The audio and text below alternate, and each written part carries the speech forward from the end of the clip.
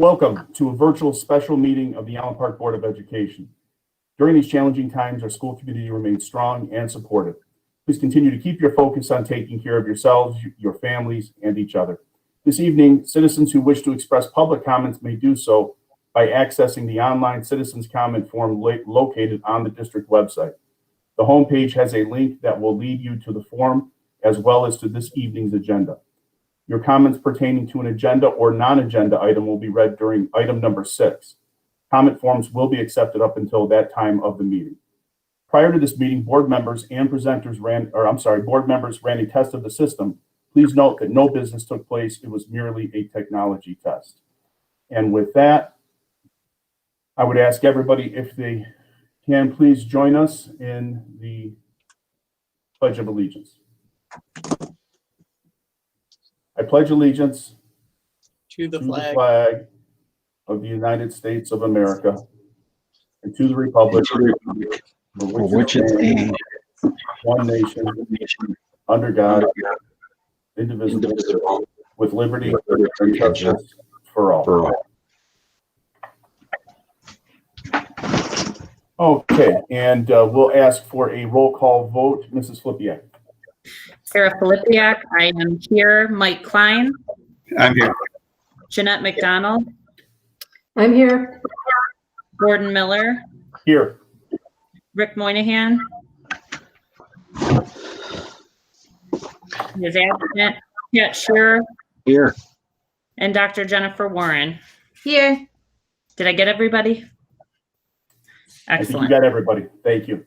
I will look for approval of the September 30 work session agenda.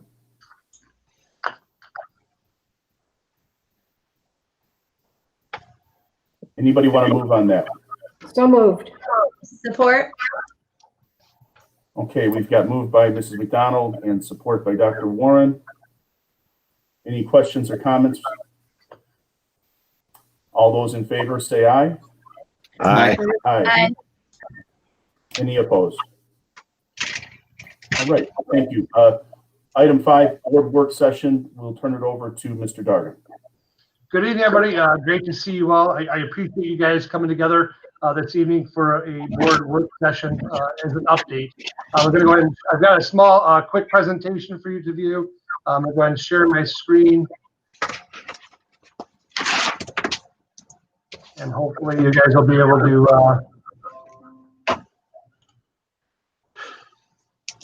see that. All right, so just kind of recap a little bit. Back on September 17th, the Board of Education identified 4 areas of interest that they felt stood out as hot topics based on staff feedback and community questions. I was asked to provide more information on the following areas: building preparedness, are we ready, waves, the return to in-person instruction schedule, the COVIDactnow.org, understanding the data, and our daily COVID screening, the at-home screening tool. A part of the hot topics is our building preparedness. One of the areas that we did is I wanted to just kind of touch a little bit on the cleaning kits for our teachers as well as the office, along many other things that we've done with our PPE.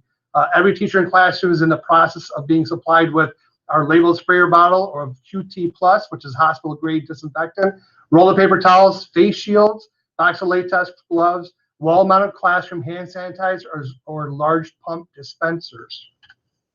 As far as the building preparedness, on the 17th, after the board meeting, I asked the following of my building administrators.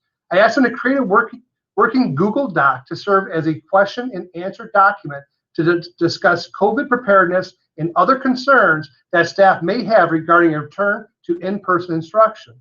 I asked them to host a Zoom with their staff to discuss the document and any other areas of concern. I also asked that they extend the invite to administration as well as board members. I'm happy to announce that several of our board members had the opportunity to attend those Zoom sessions. I also created a 29-page PDF packet that was shared with each member of the Board of Education. Each packet contained a copy of each building's question and answer documents, or what was shared by each individual building. I feel these meetings were a great success as our staff members shared their voice. Our administrative teams worked with their staff members to identify high priority areas that needed to be addressed. Each building continues to host meetings survey staff, and arrange tours to walk the building with staff to identify areas that need additional attention.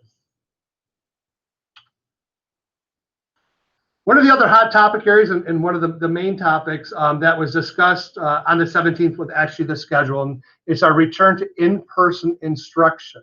What we've done is we had the original plan that we presented on the 17th, and based on feedback that we received on that plan, we then went back and kind of looked at that current plan, received more feedback, and then started to work and tweak on our current plan. So the current plan, as stated, if you look at the screen here, we're still looking at an October 5th in-person start date. That'd be wave one. The COVID data information that we are watching and monitoring has stayed steady. It's well under the 5% range, which means we'd be back in person October 5th. On October 5th, we would still stay with our special education center-based classes, which include ECP, K2 ASD, K5 CI only. Those would be a half-day sessions, Monday, Tuesday, Thursday, and Friday. They'd be remote on Wednesday. And Wednesday, on our schedule, we've designated as one of our cleaning days for the buildings. We'd also invite in our preschool students. They'd be a regular schedule, AM and PM, Monday, Tuesday, Thursday, Friday, as well as our CTE advanced vocational classes. And again, that would be our very first wave. That's on October the 5th. 1 week later, October the 12th, again in person. We've adapted this even as far as 4 p.m. this evening with information from our Allen Park High School Secondary Committee. Had some suggestions for their building. So recapping, young fives in kindergarten would come in on October 12th with grades 1 and 2. They'd come in for 4 full days, Monday, Tuesday, Thursday, Friday. We'd also include grade 6 and grade 9. This allows us to get students into the middle school as well as the high school. Now, here's the recommendation. I put that in green from the Allen Park High School Secondary Committee. What they're looking to do is on Monday, they suggested, let's bring in our freshman students who are new to the building with their Link Crew mentors. And again, you all know about the Link Crew program that we have at Allen Park High School. There's a lot of pride behind that program, and I applaud the teachers for thinking out of the box and making sure that these freshmen would be paired up, again, new to the building, get them paired up with their Link Crew leader. On Tuesday of that week, it would be just our freshman students only. Wednesday, we then actually will be hosting, Amy West has secured, we'll be doing the SAT test during the day. Students, all the other students, 9-12, would be working remotely during that time. The cleaning then would occur during our second shift. Mrs. West felt the building should be cleared out no later than 2 p.m. that day. We would have our second shift custodial crew then commence with the cleaning process. Thursday, we would then have our freshmen with our entire senior class. And again, on Friday, our freshmen with our seniors. These, again, are all 4 full days, Monday, Tuesday, Thursday, Friday. On October the 19th, which is actually the last wave of our plan, we then reintroduce special education center-based classes. This then includes ECP, K2 ASD, K5 CI only. Those then are in full days. When they first started, they were half days. They then moved to full days. We also include our 3 through 5 ASD program, middle school ASD, middle school CI program, high school ASD, and those are also full days. They would also report Monday, Tuesday, Thursday, and Friday. We would also include all other grades. So we'll be looking at grade 3, grade 4, grade 5, at the middle school, grade 7 and 8, and at the high school, grade 10 and 11. And again, 4 full days. So as you can see from this plan compared to our first plan, there are some differences. We did shorten in the time frame. We started to worry a little bit too much as we looked at our original plan. Actually, at that time, our seniors and some other classes may not have come back until almost November. And so we wanted to kind of tighten this up, move it around. I do applaud again. We had some really great input and thinking out of the box of trying to kind of get pairing up some of our students. When you look at the differences between the plans as highlighted, please notice the slight changes in the current schedule. Wednesday is now the remote work day. We're in our original plan, that was on Friday. So we've now moved that to Wednesdays. We felt that service better, having students in the school for 2 days, cleaning the entire building, and then welcoming them back for Thursday and Friday. Grades 2, 6, 9, and 12 are reporting back to in-person instruction on October the 12th. In the original plan, those grades actually reported later in the month. So some of those grades are coming back a week earlier, and some are coming back 2 weeks earlier. All other grades report back to in-person instruction on October the 19th. And again, as previously stated, our original plan, they weren't coming back till towards the end of October. The COVID Act Now is another hot topic, and this is, I'll ask, Dr. Tefelsky, he's been working with us. We also have, for our audience, for those who have not seen it, I'll go ahead and click on our link. Hopefully it's working for us. Oh, can you see that screen? Curriculum and instruction for Allen Park Public Schools to share a short video. No, that must be on your other screen, Mike. Doesn't work? No, so Ms. Stradowski sent that email out to everybody, and I believe it's posted to the website, but if it's not, feel free to reach out to me and I can send it. And it's basically a screen share that takes everybody through what the numbers are and what they actually mean. There are 3 sets of numbers that we are using on COVID Act Now. And again, COVID Act Now pulls directly from the Wayne County site, which is not very user friendly. It pulls from the main government, michigan.gov/coronavirus. And then they also say that they pull from some of the large projects running in the country, like the New York Times. They have a kind of a major COVID tracking page as well. So we're looking at the main metric that we're using is the positive test rate. According to Johns Hopkins University, positive and the CDC, positive test rate under 5 would be a recommendation to go back to school. The other rate that we're looking at is the infection rate, also known as R0 or R0, and that is for every person that has it, how many people are you spreading it to?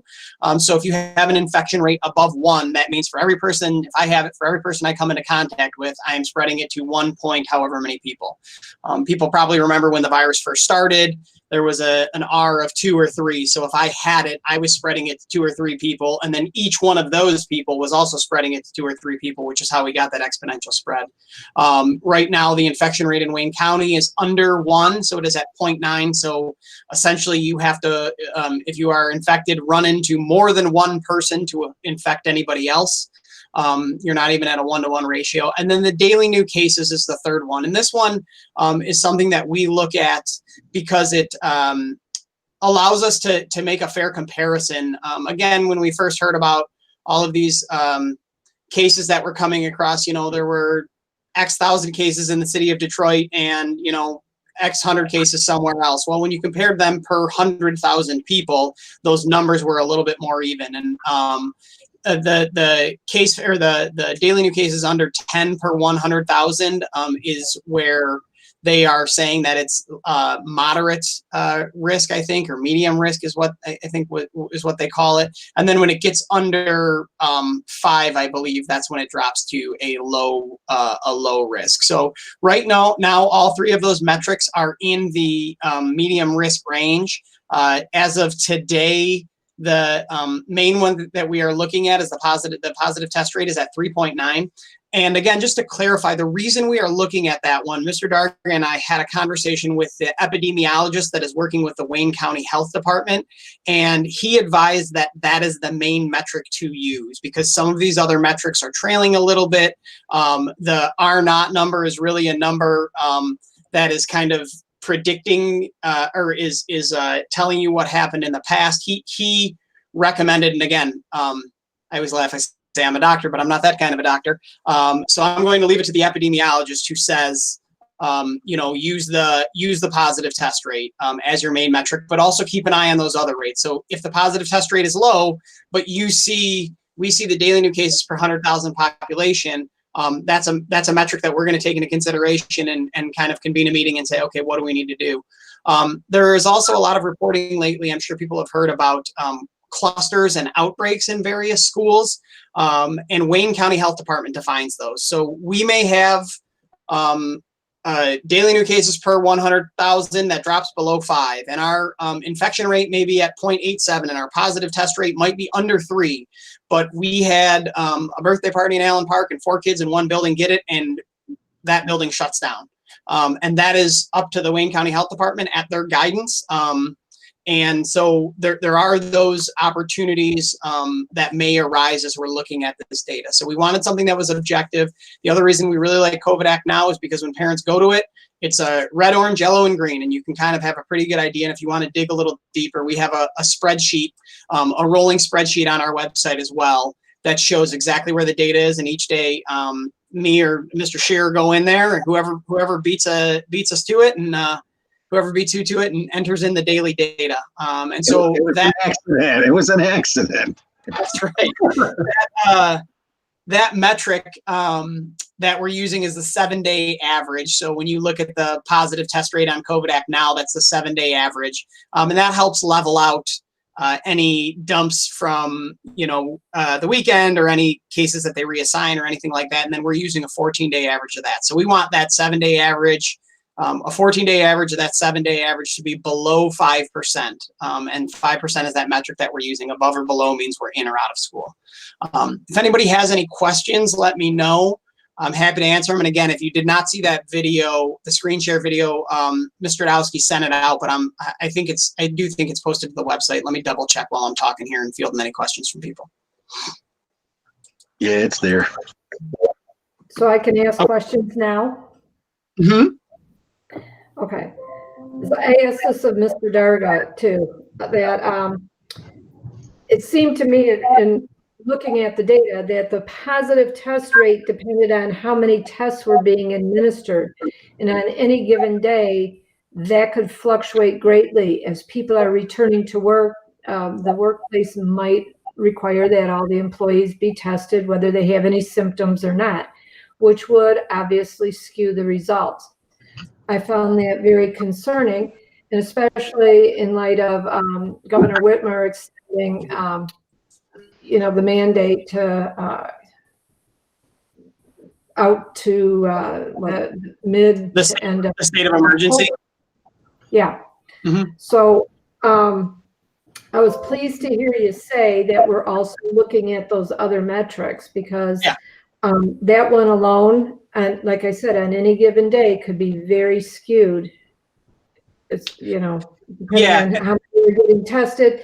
And I know from my own experience, when you're facing a surgery, not only do you have to be tested, but whoever's bringing you to the hospital has to be tested, whether you have any symptoms or not, just as a precaution. So, those things are all happening. I think that's why they recommend that metric. And it is part of that is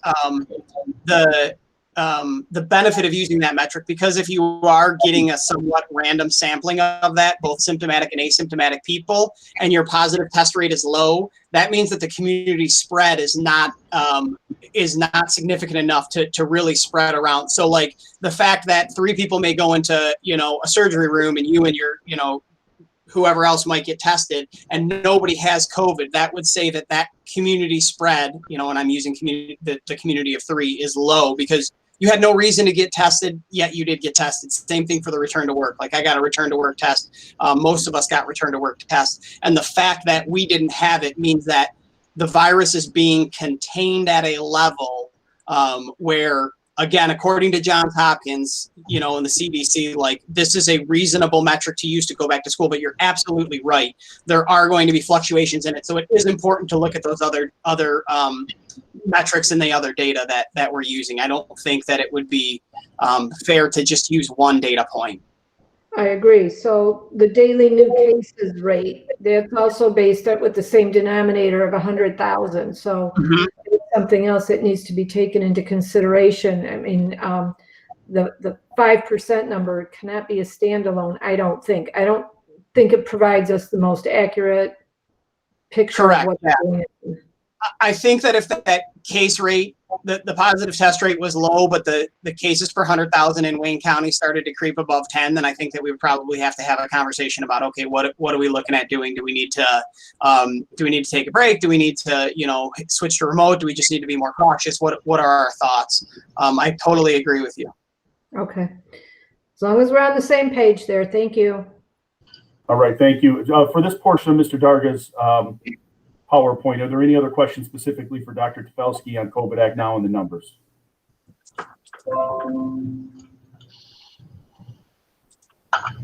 Okay, it doesn't sound like they're ready. Mr. Darger, if you want to continue with your presentation then. Very good, thank you. So the daily COVID screening, as you know, we stated earlier, our recommendation is continue with the screening at home. The MyStart Safe Plan and Phase 4 screening students and staff was recommended within that plan. Families are encouraged to check their child's temperature at home every morning using oral, tabatic, or temporal scanners. Students with a temperature of 100.4 or greater should stay home and consider coronavirus testing if symptoms of COVID-19 are present. I think more importantly, the screening tool for families is available for all families, will be sent home to families. But more importantly, our schools are also prepped and ready. I know that we've got some staff as well as families feel that the screening tool should be done at school, and that's based off of what already happens. We know that in our classrooms, students do come to school sick. They do have the flu, and therefore, when that happens, our teachers, are proactive. They send it to the office, and then we go ahead and follow our plan. That's the exact same thing that would happen with the COVID screening at school as well. If students do come, that we can provide on our website of all the different areas of topics of why the screening tool is really, better suited for at home. We also did survey the downriver school areas. The vast majority are doing it at home, and there are some schools that are obviously, doing it at school. And one of the concerns is also false temperature readings. We've already been talking to some of the superintendents that they've noticed more so at the high school level. When students are coming in, whether they're running or not, if the weather gets colder, the temperature scans differently. One of the schools, what they do is when they have one scan and it's a high scan, they have the students stand there for up to 10 minutes, cool off, and then they go and they take another scan, and then that scan has usually been coming in lower than they send that student to class. So there are some differences. We still feel that the screening tool for families at home is our preferred method. A couple of questions that we've also were asked at the last meeting, also things that have come across my desk. I just want to kind of clear up. And it's really more just about staff and when they report back to school to clear up. And I also want to make sure that that everybody knows that as we continue to move forward with this plan, and I know communications is a hot topic. We're also getting things done, unfortunately, at these last minutes, before school even starts with some of these meetings and knowing where we stand and how we're going to move forward. But for the teaching staff, our secretaries are already back to work. Maintenance is already back to work, and they've been following pretty much, the secretary group is following the teacher group of when they need to be in the building and when not. But when will the teaching staff really report back full time? When do I expect them to be back in the job? Teachers will be expected to report back to work 5 days per week when their wave returns back for in-person instruction. I feel that that's what suits them best. That there's been not a lot of communication on that. We have mentioned that we've been starting it as our target date was October the 5th. But again, when we created these waves of coming back, I think it represents our teachers' return with that students. But professional expectations are that their classroom is completely set up and ready to welcome students on their first day of instruction. Again, that is no different than years past. When we would report in early September, our teachers would come in, of course, on their own time, and they would get their rooms ready, and they did a great job with that. And when the students walked in, that room was spectacular. That's the exact same expectation we currently have, and we know our staff will fulfill that need. So again, staff members, please report back with your wave. And again, the professional expectation is that your classroom is completely ready.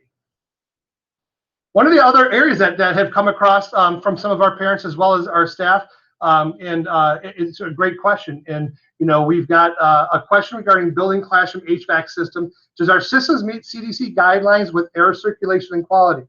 And that's an excellent question. So what we did is Allen Park Public Schools, and I've kind of put on here's one of the reports that we've received. We're still receiving reports. Allen Park Public Schools, along with Expert Mechanical, and that's an outside agency that we contract with, services is currently in the process of performing preventative maintenance, sanitizing, and verifying proper ventilation rates of all heating, ventilation, and air conditioning, or HVAC systems, in each classroom and common area of Allen Park Public Schools buildings. The project is 85 to 90% complete, with the priority on classrooms and restrooms. All Allen Park Public Schools buildings were fully renovated back in 2005, which all HVAC systems replaced utilizing the ASH RAE 62 2001 standards for ventilation and air quality as the minimum standard.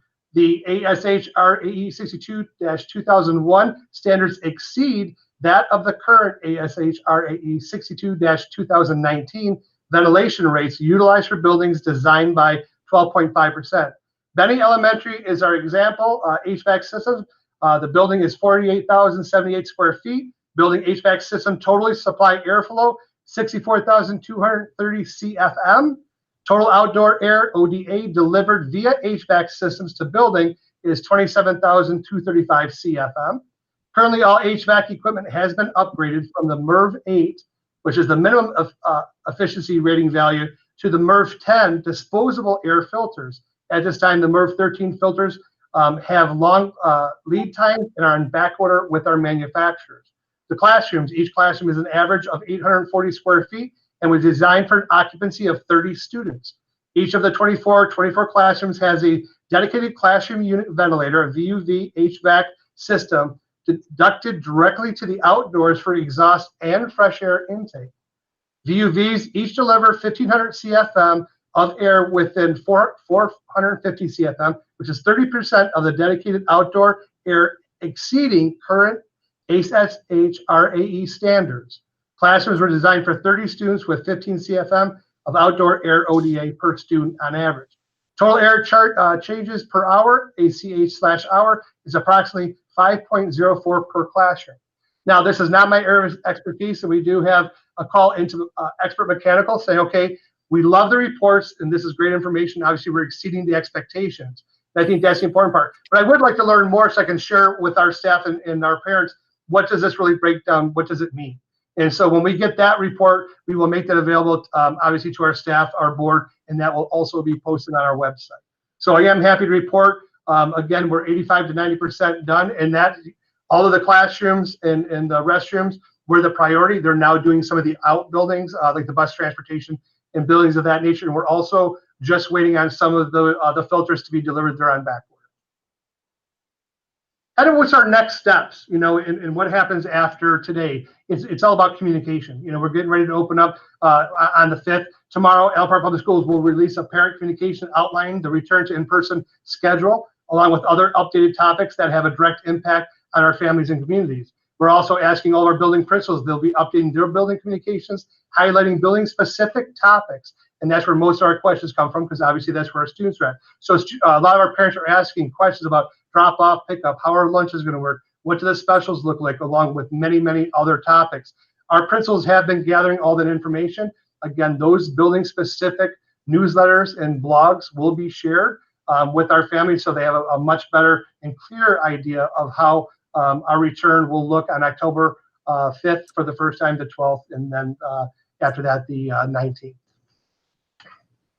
So that's my presentation to kind of give quick updates on the 4 major topics that we discussed, and I was happy to share some other quick information with you. I'm happy to go back and revisit slides and answer any questions. All right, thank you, Mr. Darga. We'll go around for all board members to ask as many questions as they want. We'll go around as many times as we need to. I've got a couple questions to start, Mr. Darga. If you could go to slide 4. So as a point of clarification, and I think I know the answer, but I want to be clear about it. When a group or a cohort of students starts like October 5th, you've got special ed center-based classes. That continues through then. We're not breaking on October 12th and starting again with that group on October 19th. It's a continuation through, correct? That's correct. The idea is once they start, they do not stop. Okay. I also wanted to thank the APHS Secondary Committee for looks like some really creative scheduling ideas there for that second return week, which, I think that's a really important transfer week for the 9th graders coming in to have link crew available. That's a really great idea, and if we can make that work, that's wonderful. Appreciate the input on that. Now, one of the later slides had indicated 12th grade was returning October 12th, but it looks to me like the seniors are really only returning Thursday and Friday. Unless they're in link crew, then they would be Monday as well. Is that correct? That's correct. Okay, so it's not 12th grade across the board that week. It's 12th grade for 2 weeks. And if there's a 12th grader in link crew, they would be there Monday as well as a link crew member. Correct. And then they continue on like all the other groups. So then that, every day after that, that next week, they just come in with them. They're also there on Wednesday, right? That's the SAT day. So, yeah, if they're testing. And then the seniors at the community school would be starting on October 19th.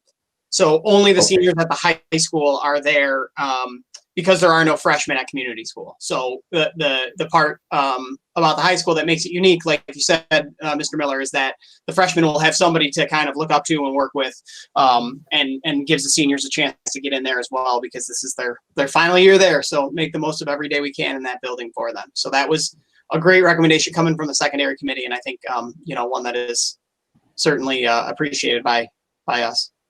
Right, agreed. So, when we had the last meeting, Mr. Darga, a couple of weeks ago, some of the questions I asked were specifically about protocols and the number of concerns and issues that I had received emails about from staff throughout the district and teachers throughout the district. I did have an opportunity to watch some of the Zoom meetings from the staff meetings, saw them working and getting Q&A with their building level administrator, working on the Google Doc. As we sit here today, I'm guessing that you haven't made everybody 100% happy, but can you say that in the last 2 weeks, what you've accomplished answers as many of those questions as possible, and probably more importantly, do you feel like we are as safe as we can make the building starting that October 5th week, or will we get there by October 5th for students and staff to return as safe as we can allow it? I do.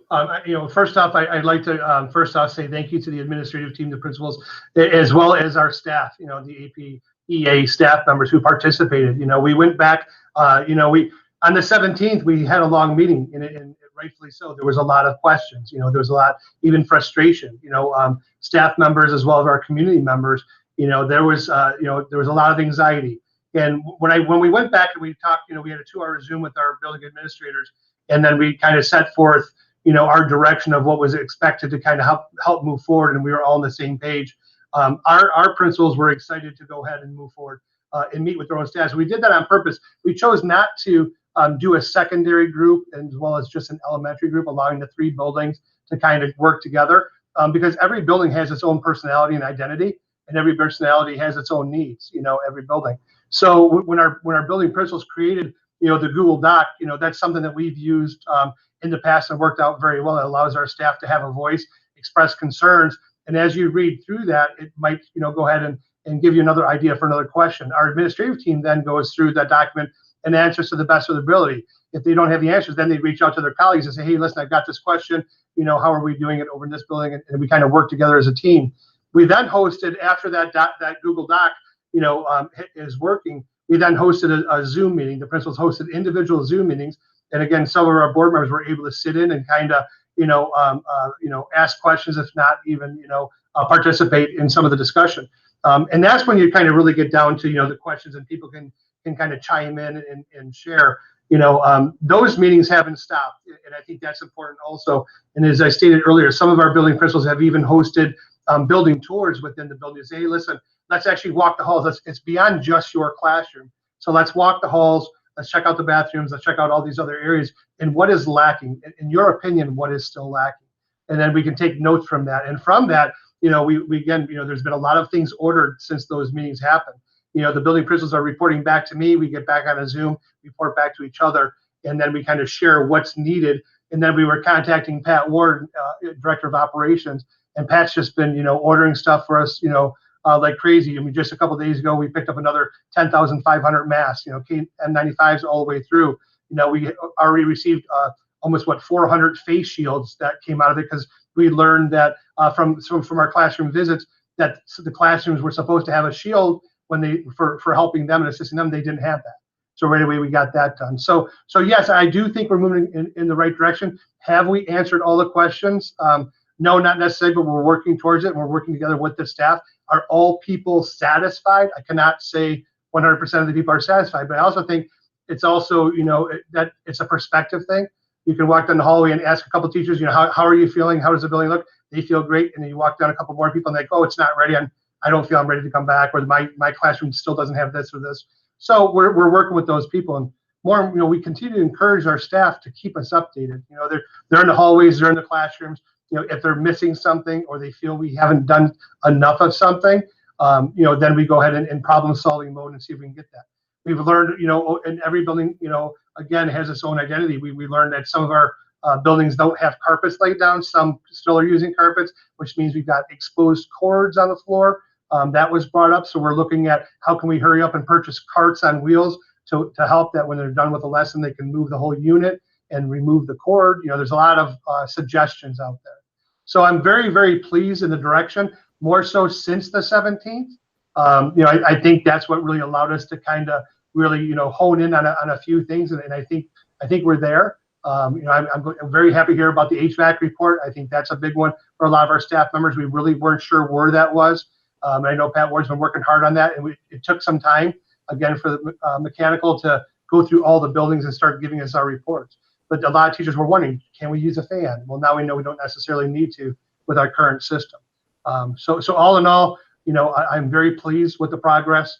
I've been through other buildings and other districts because I go visit with the other superintendents. They invited us in, and like always, I still think Allen Park Public Schools stands above. I've been in several buildings since the summer as people have been preparing. And again, I would put our buildings up against most other buildings in the Downriver area, if not beyond. Okay, thank you for that. All right, let's go around for some questions. Mrs. Flipiak. Just as a point of clarification, so the CTE Advanced Vocational Days on the calendar here, they're also Monday, Tuesday, Thursday, Friday, correct? That's correct. Yeah. Okay, so they're not going on Wednesday. I would like to reiterate what Mr. Miller said regarding the high school secondary committee schedule. I think that's fantastic. It's creative, and having worked in a high school myself, freshmen need some extra time to start their year in the building. So that's awesome. But other than that, I don't have any other questions. Thank you. Okay, thank you, Mrs. Flipiak. Mr. Shearer.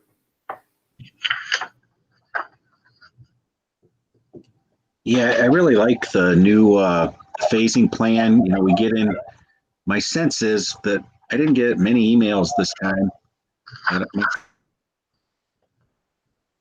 Is that people want to get back to school. The parents want to get back at school. And so I really like this.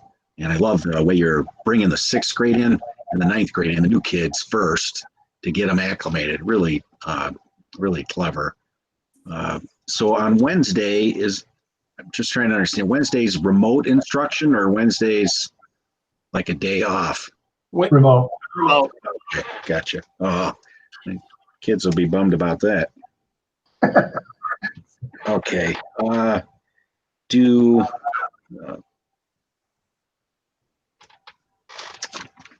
guess I'm asking, do teachers know? I got an email today.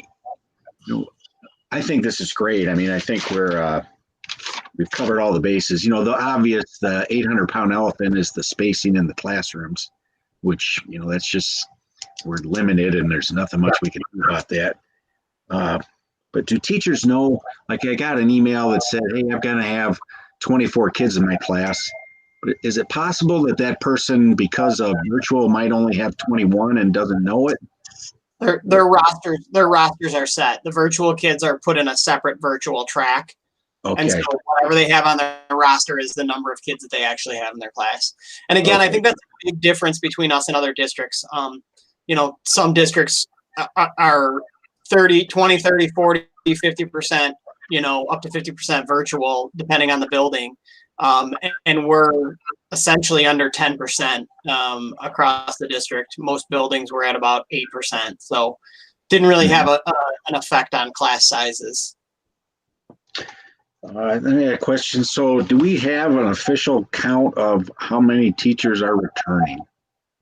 No. So the HR department, Elise Grant, is working on that. We're reaching out. We've got several staff members, that are at home working from home regarding COVID-related issues, whether that's they're home with their children, and we allowed that to happen. Allen Park Public Schools allowed our teachers, for those that had children, or if there was a situation within their household or a compromised immune system, we basically, if you're able to continue to work, then you can work from home 5 days a week. Other school systems in the area, they had their staff kind of fill out the COVID-related forms to do that. We opted not to do that. But now we're starting to reach out to find out, hey, now that we've got our plan in place, people knew we had communications going back to June outlining the October 5th, time frame of when we would review the plan. So now we're reaching out. We know we've got, roughly 6 to 8 staff members, that are out due to their own compromised immune system. It's not a family. What vast majority are out because of with their children. And we also know that some of our staff members who have children outside of our district that do not attend Allen Park, but attend a different district, if those children are still out virtually, because our district's not back yet, those teachers have a right to stay home with their children. We're also looking at, we've got, right now, just to, again, going off of just staffing, beyond the teachers, we've got, there's a great need, and for our parents listening in the community, we've got several job postings out there. We're roughly about 15 spots open, whether it be cafeterias, parapro work, we have a great need. Sarah Metzger over at Benny was telling me just today, that she normally has about 8 lunch parapros to help her run her lunch program. And she has currently 3, only 3 are returning. The other 5 are not returning. We've had job posting, and unfortunately people, they're not going for those jobs right now. So, but we do need help. We've got the same situation in the busing.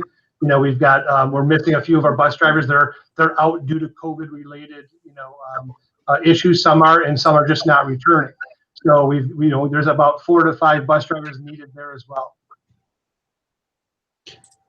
Okay, now I saw the big sign on Pelham strapped to the bus. It says looking for now hiring. Yeah, that's right. Yeah, I mean, my feeling from the last meeting was teachers want to come back, but they didn't know enough about, for whatever reason, whether it was safe. And I think the way you handled the principals, getting them actively involved, meeting with the people, doing the walkthroughs, I think that's great. I think just about all the information's out there now. So I think it's fair to ask, will you come back at this point? And the one thing you said, John, on the Wayne County hotspot, you said Wayne County. So if we got 3 kids what's the criteria? I think that at the latest news, Superintendent Lipa from Wayne Reese just sent out a clarifying email about this, but I think it's 3 kids in one location. They're calling it an outbreak. So 3 kids in a location equals an outbreak, and then they go remote. Even if it's not 3 kids, like if 3 kids got it from 3 different places over the weekend and then came to school on Monday, and then tested positive on Tuesday, Wayne County Health Department would either shut us down or very, very strongly recommend we shut down and then let us make the decision. I think that's actually what they do, if I'm understanding my friends who are making the call correctly. Okay, I understand. So because I looked on the outbreak list again today, and it's, there's not many where it's like 30 kids. Most of it's like 2, 3, but I see where even 3 can shut a school down then. Well, and that it goes beyond that. I was talking to Karen Gobus just 2 nights ago, or maybe it was even last night. If we were to have an issue like that happened within just our food service program. Now, right now, our food service program, again, talking about, just staffing concerns, our food program is down, I think, 5 different people throughout the district. We're already running a skeleton crew, Karen does. So, but if we were to have an issue that with, right now we're doing our grab and go lunches in the food line where our community's driving through, and our ladies are stationed at the high school and they're doing their assembly line and getting everything ready. And they've been doing that, as you guys know, since basically when we left, back in March. And so, they've been putting out all these meals. But if one of the ladies had an exposure or it came down with an actual positive case of COVID, with that close proximity, that has the opportunity to really kind of put all of our food workers at one time out on a quarantine, which would then mean we're not able to serve anything district-wide, and we'd have to make decisions then of how do we most likely need to shut down the district only because we don't have food service. So Sure. again, there's a lot of behind the scenes. Also, I know we talk a lot about, how it would affect the students, with our teachers. But the same thing like with our bus drivers, if we don't have enough buses, one of the communications I may be putting out in the very near future, if we don't have enough bus drivers, we cannot do full bus runs, which means there would be no transportation. So again, between you start looking at those other areas, which are extremely vital to the actual everyday program, but they don't have the exposure of like our teaching staff does. Okay, no, thanks, Mike. I mean, personally, me, I don't know why we're doing busing. I mean, I know there's some kids that gotta have it, but Yeah. I think we're spending a lot of manpower and a lot of resources and adding a lot of risk by having busing. I mean, it just, but I understand. Okay, that's it for me at this round. Thank you. Okay, thank you, Mr. Chair. Mr. Klein? Yeah. Lots of stuff that's kind of repeated. I made sort of my list. Yeah, I'm concerned that staffing's going to be an issue. Obviously, we're going to, we know we're going to have people who are going to get sick.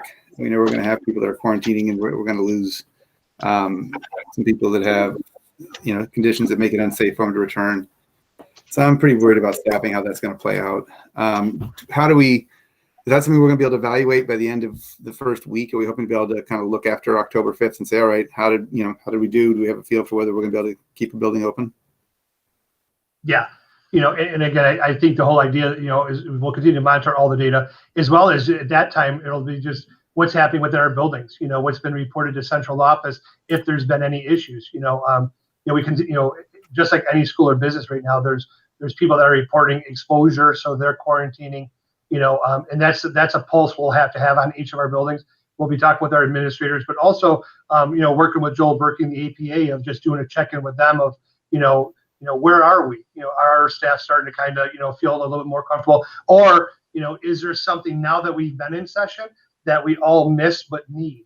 So we'll need to, and people on the front lines will be the first ones to recognize that.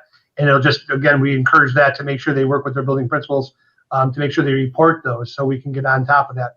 A lot of the stuff that we need now, as everybody knows, everybody needs, and it's on back order. The HVAC stuff is interesting. That's a total foreign language, I think, to probably 95% of us. That might be helpful if Pat would put that in some wording that says, that it filters. What does it filter? Does it get rid of virus? Is it just moving air around? It sounds impressive, but that meant nothing to probably, I don't know. Is anybody out there an HVAC specialist on our team? I don't think so. If they are, So that'd be helpful if we could hear what that does. And that may, some of this is trying to help teachers feel more comfortable in their classrooms. Yeah, I guess my biggest concern is I hate all of this. None of it makes me feel comfortable. The classes are small and we're putting full kids back in there. So we're basically, I know that we've talked about this, but we're completely blowing away the idea of social distancing. We're just saying it doesn't exist. That bothers me. I think I lean heavily towards staying remote. But if we're going to go back, I really like the hybrid models that drop us down to 10, 12 kids in a classroom so we can begin to push them apart, partially for safety, but I think the model for K2 right now is brutal. I can't imagine a kindergartner walking into that environment right now. That's going to be a lot, but kindergarten teachers are awesome and they'll figure it out, I guess. But I don't know if it's too late to even think about that some more, but putting that many kids into one classroom, that scares me. That's a place where really makes me uncomfortable that we're that packed together and there's no way to kind of distance them. And then if they're wiping down tables and it sounds like that's teacher work, that puts them within, for half an hour time, you're within a foot of every kid, constantly. So there is no separation. So that kind of concerns me. That's something I don't know if we can continue to think about. I think those are the big things. I saw the screening. Is it now at home? We're not doing thermometer checks at the buildings? correct, at home. All right. And I'd like to see that language at least changed. I think it's recommended. It needs to be required in my mind. We need to require that. Parents need to be checking their kids. Yeah, the recommended came through the, as you know, the EO. through the plan. So when we do our language, we can always update that as well. All right. That's it for me for now. Thanks. All right. Thank you, Mr. Klein. Dr. Warren. Hi. So I have a couple like specific questions, I guess, and some random questions. Some of you guys have already obviously asked the questions, so I won't repeat those. But and by the way, thank you guys so much. I've asked so many questions over the last couple of weeks, and they've been definitely getting answered, which is good. So I know you posted something, Mr. Darga, about what drop off. I'm sorry, I have two screens, so my questions are on this one. So, but you posted something on your slideshow about drop off and pick up, and you said you're not sure yet. Can you explain to me like what it's probably going to look like for the elementary school level? Like we kind of need to know that if we're talking Monday. So yeah, so what that was, those are just examples of what would come in the district specific, building specific newsletters from the principals. But the drop off, it'll still be at designated doors starting at 8:25. And the principals anticipate that the drop off may take a little bit longer than usual because of the process.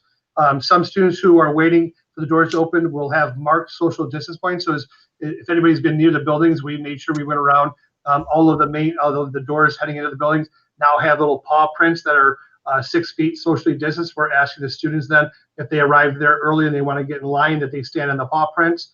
But again, we've got our drop off starting at 8:25, the pickup is like our normal pickup that we've done pre-COVID. So our students will, again, when they exit their classrooms, we're going to be socially distancing out the doors, and then our staff members will be assisting to get to their parents. Again, just kind of the same pre-COVID routine. Just social distance is best. The only problem with that is that won't work for me because I'm one parent with 3 kids, right? I mean, bless my husband, but he's, I'm picking him up, right? So he's at football, let's face it. So, I'm picking him up. So for me, when you say like pre-COVID, it's not the same because what I heard from my Lindemann thing was that they can't all come out. All my kids, for example, like I usually put them in the same door and they all come out the same door, but they can't do that now. So like, that becomes a little different for some of us, right? Because we'll have to work around that. And I was told that I have to drive around the school and drop each one off at their own certain doors. Is that still correct? I believe so. Yeah, and again, those are things that will come through the building specific, like updates from those principals. Okay. And when do you think we'll get those updates? Just curious. So we're going to put our working on ours for Thursday. I can't imagine it would be later than Thursday. Obviously, the latest would be Friday. But I'm the elementaries do their blog updates, and then the middle school and high school actually do a newsletter update. And I know that the middle school had just put one out. So based off of this information, there might be just some small tweaks to that would get shared. And again, those are e-blasted out to all of their parents. Same thing with the blogs. So look for those updated emails on the blogs. Okay. Yeah. We have them kind of on the one pager that the board, the Return to Learn Essentials, and you'll see those linked out. We're going to get those out as soon as they're completed. There were a few things that we wanted to make sure we got approved and we're good to go. But they all have kind of an overview. Like I'm looking at Benny right now, and it's got like a bird's eye view of it, and it says, drop off area this way on Champaign. Here's how you get through. Here's the door 1 for the last names K through R, M through Z. And then on Mr. Zielinski's that I'm looking at, like this door is Aminette, this door is this. So it's a visual. There's a visual for drop off, not just like hey, head west on Champaign. So I'm excited for my that'll help me understand how I'm supposed to do this in the morning in the 5 minutes that you're giving me to drop off all 3 kids and get in that line. You ever been in that line? I know Mr. Darga's been in that line. Right? So, I'm trying to be good. I want my kids in at the right time. So, another question was, who's going to be watching our kids? So we're going to be dropping them off at 8:25 and they're going to enter the building. Normally our kids would go to the classroom and wait outside of the classroom door.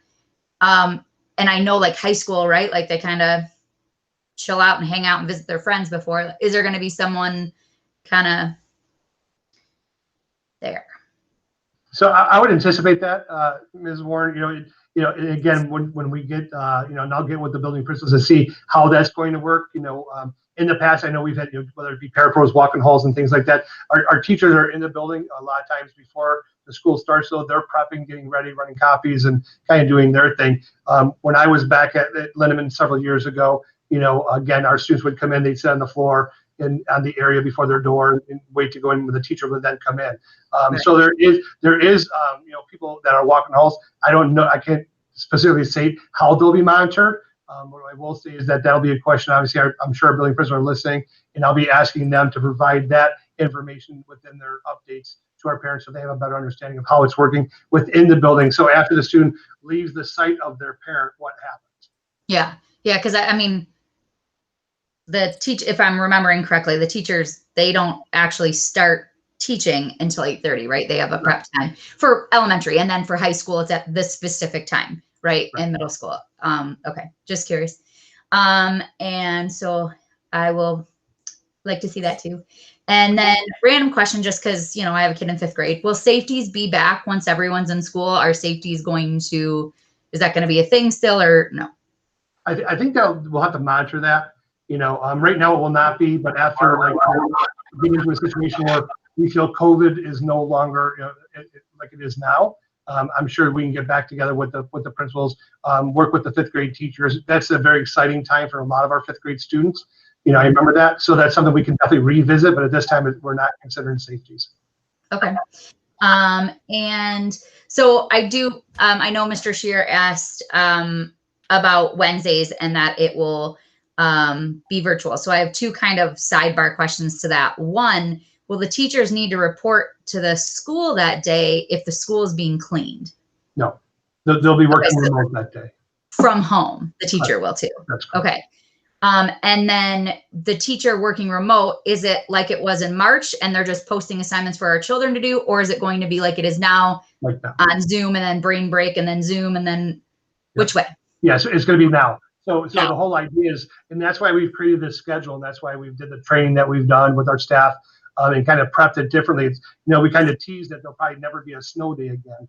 The reality is if we have snow and we have to call school off, it will automatically become a remote day, and then we'll kick back into the current schedule we're in right now in remote. So our teachers would then meet again, the Zooms, the breakout sessions, all of that would still then take place on that day.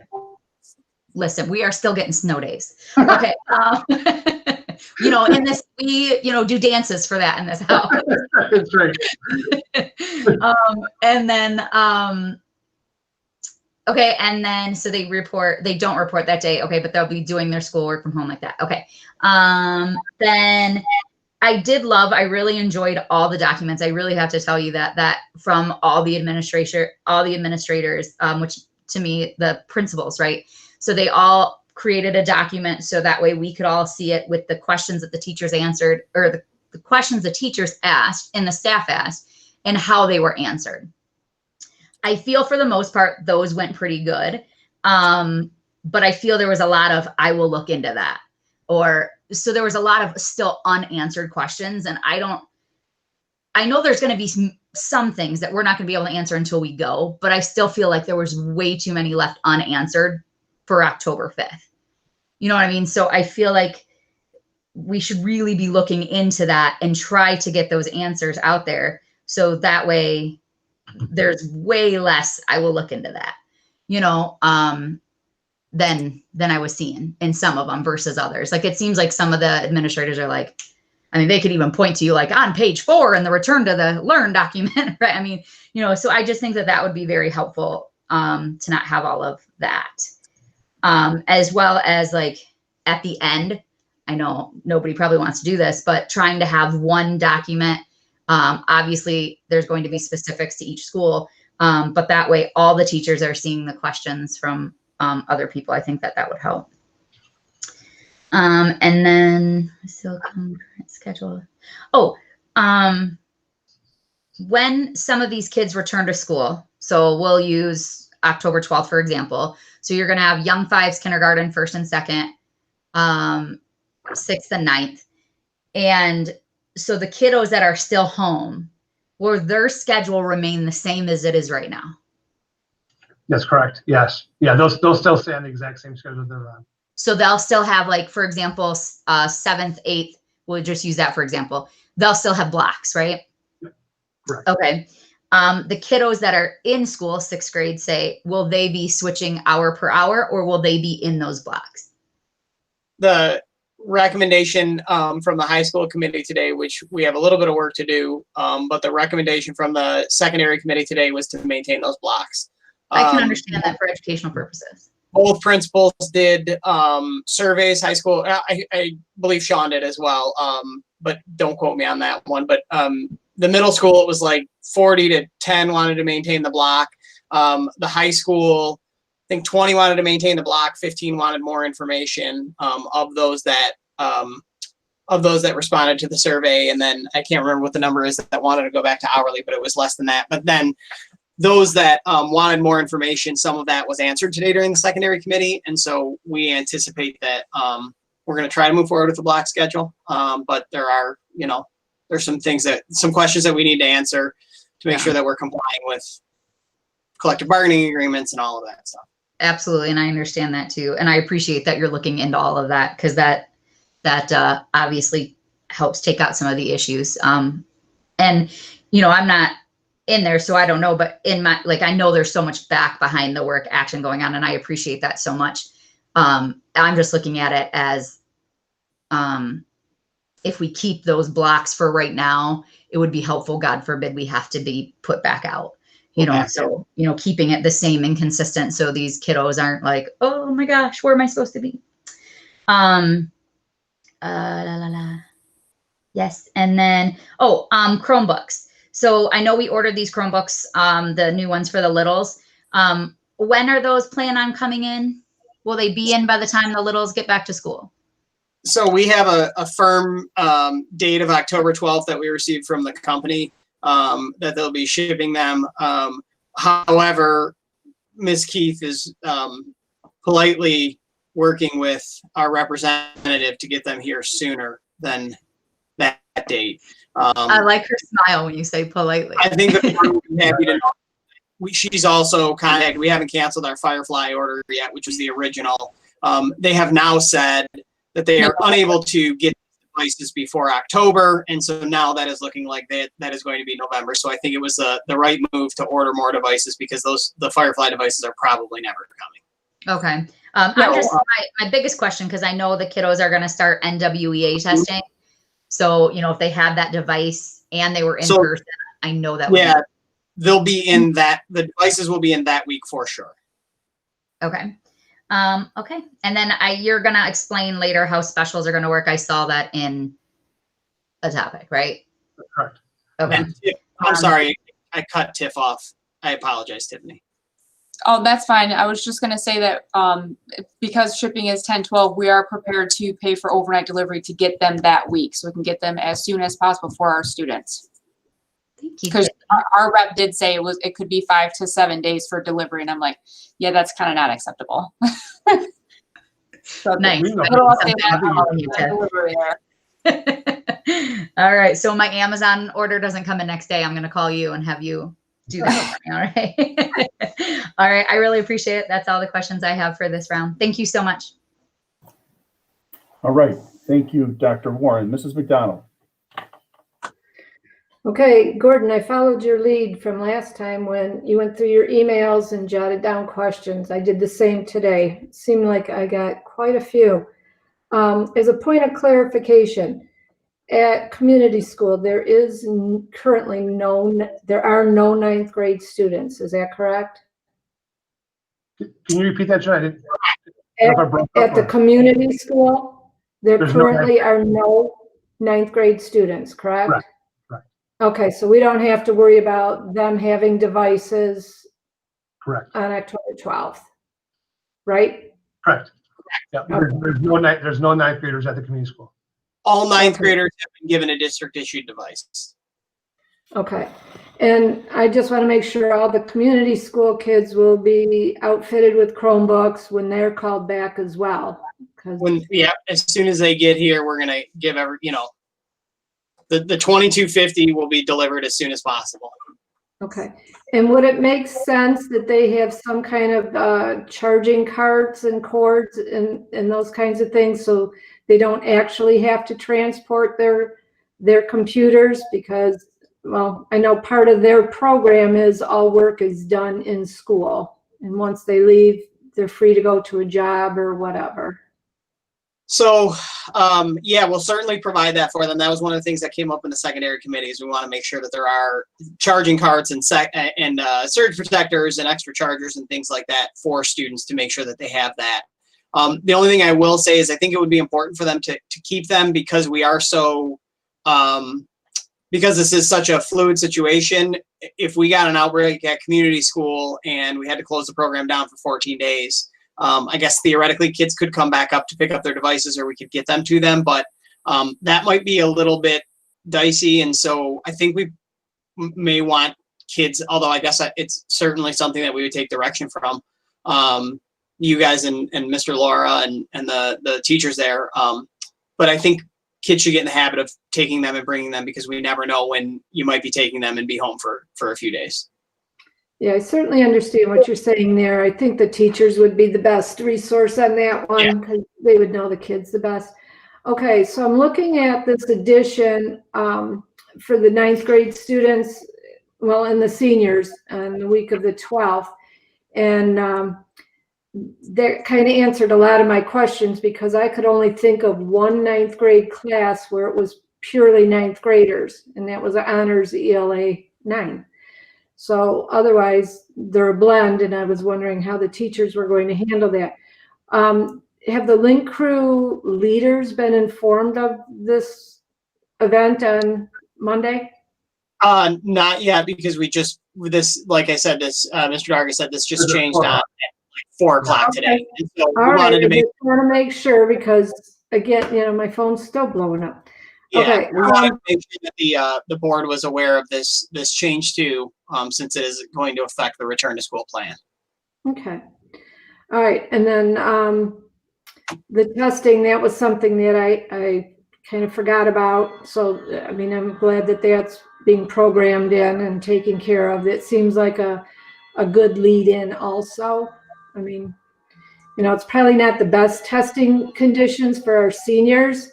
I'd like them to have a little more schooling under their belt, but, it is what it is.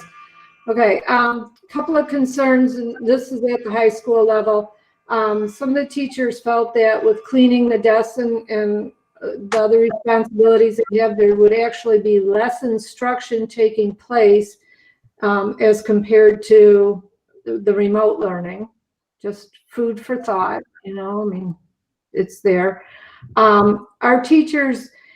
Will teachers be in a position where they have to assess 6 students in their classes and make the determination of whether to send them to the office or not? Or if somebody says they're sick, they just automatically go?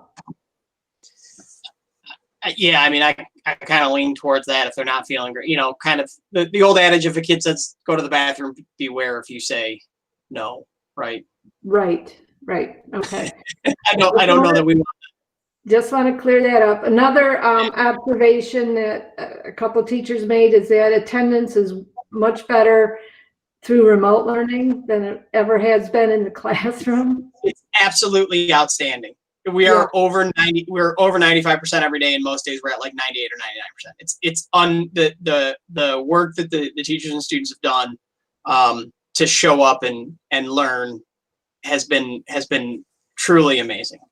I agree. And assignment completion is in the same boat, from what I'm understanding. The kids are getting the work done, getting it turned in regularly. It's more consistent than when they were person to person. So just more food for thought. Big question is, how are the teachers going to do face-to-face and online at the same time?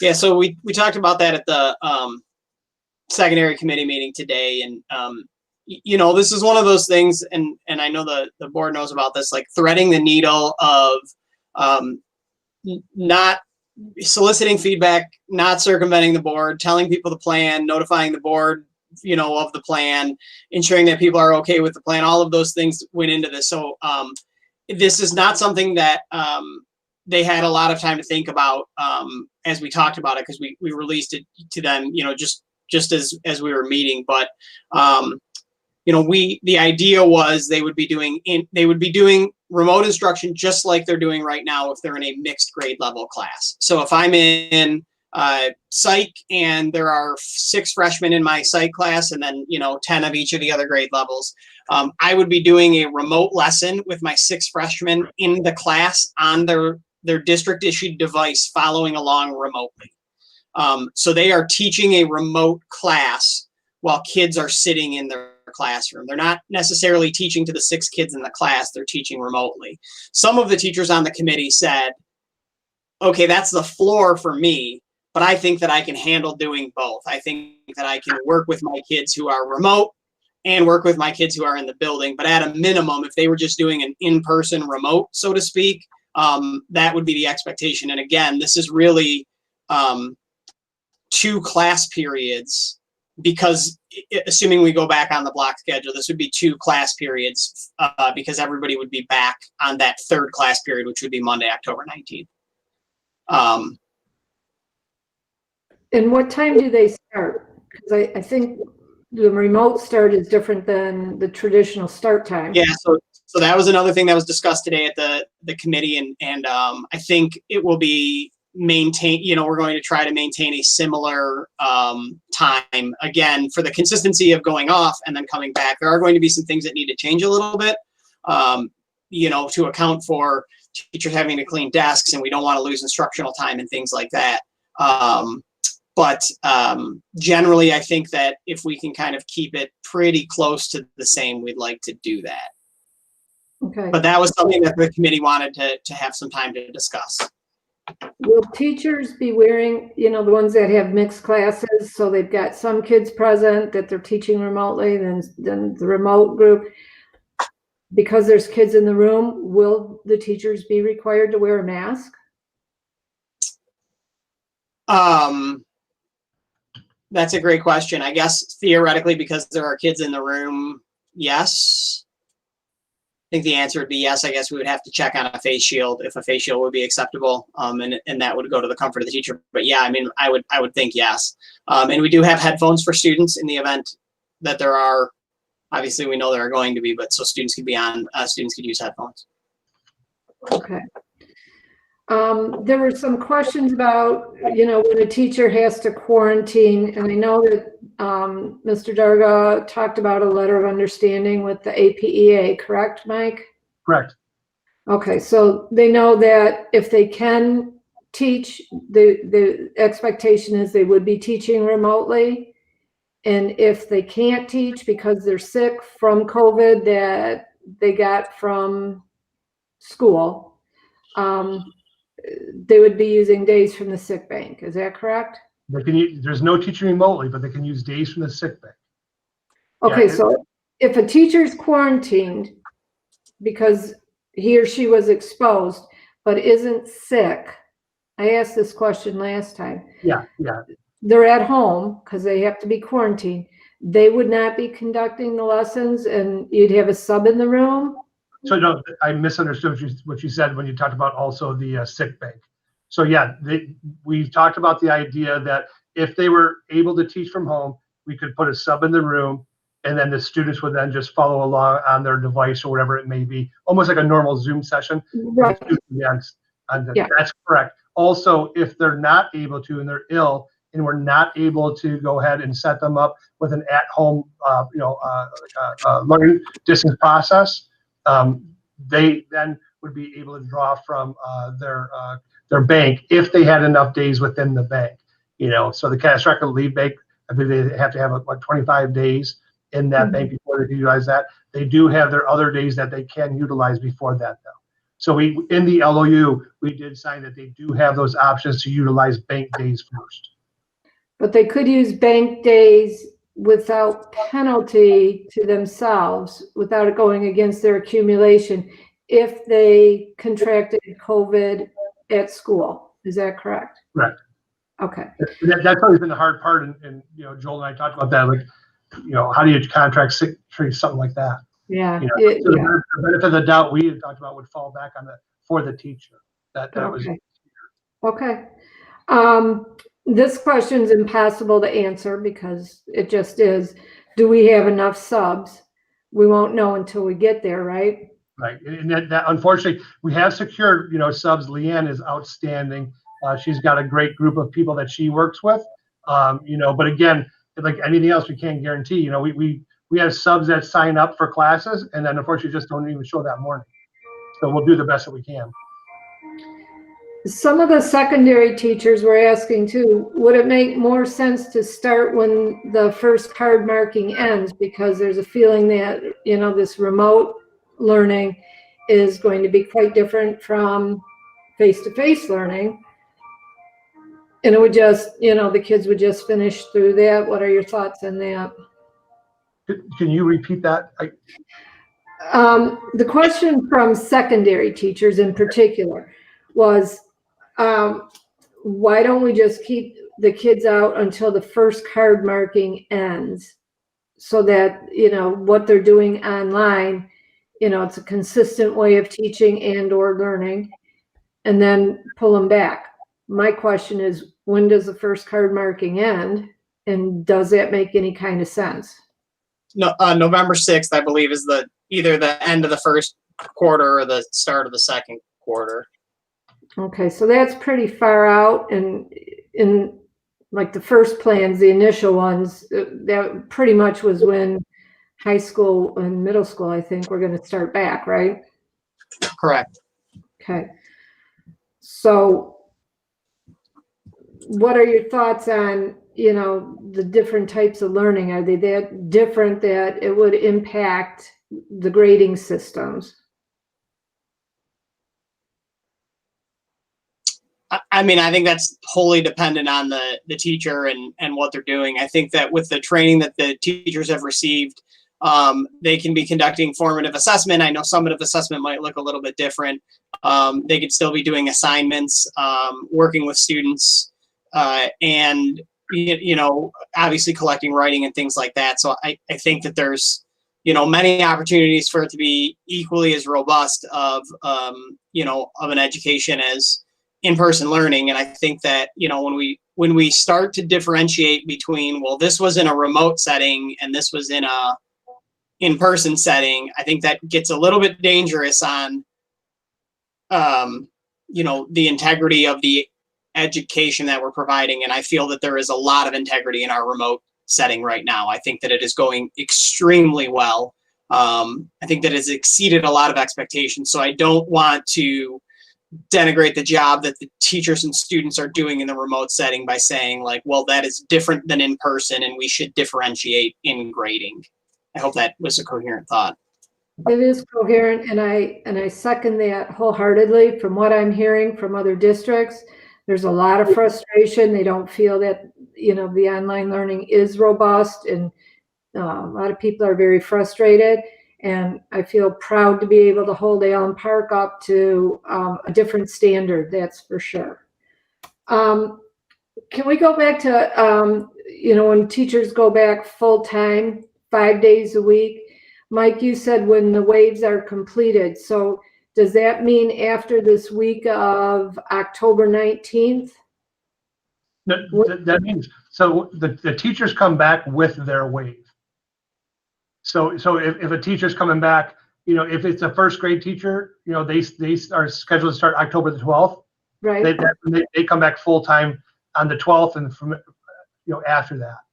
So if like our special ed teachers, they'll be coming in October the 5th. Now they're back full time. They don't go back out. So there's no Wednesday cleaning?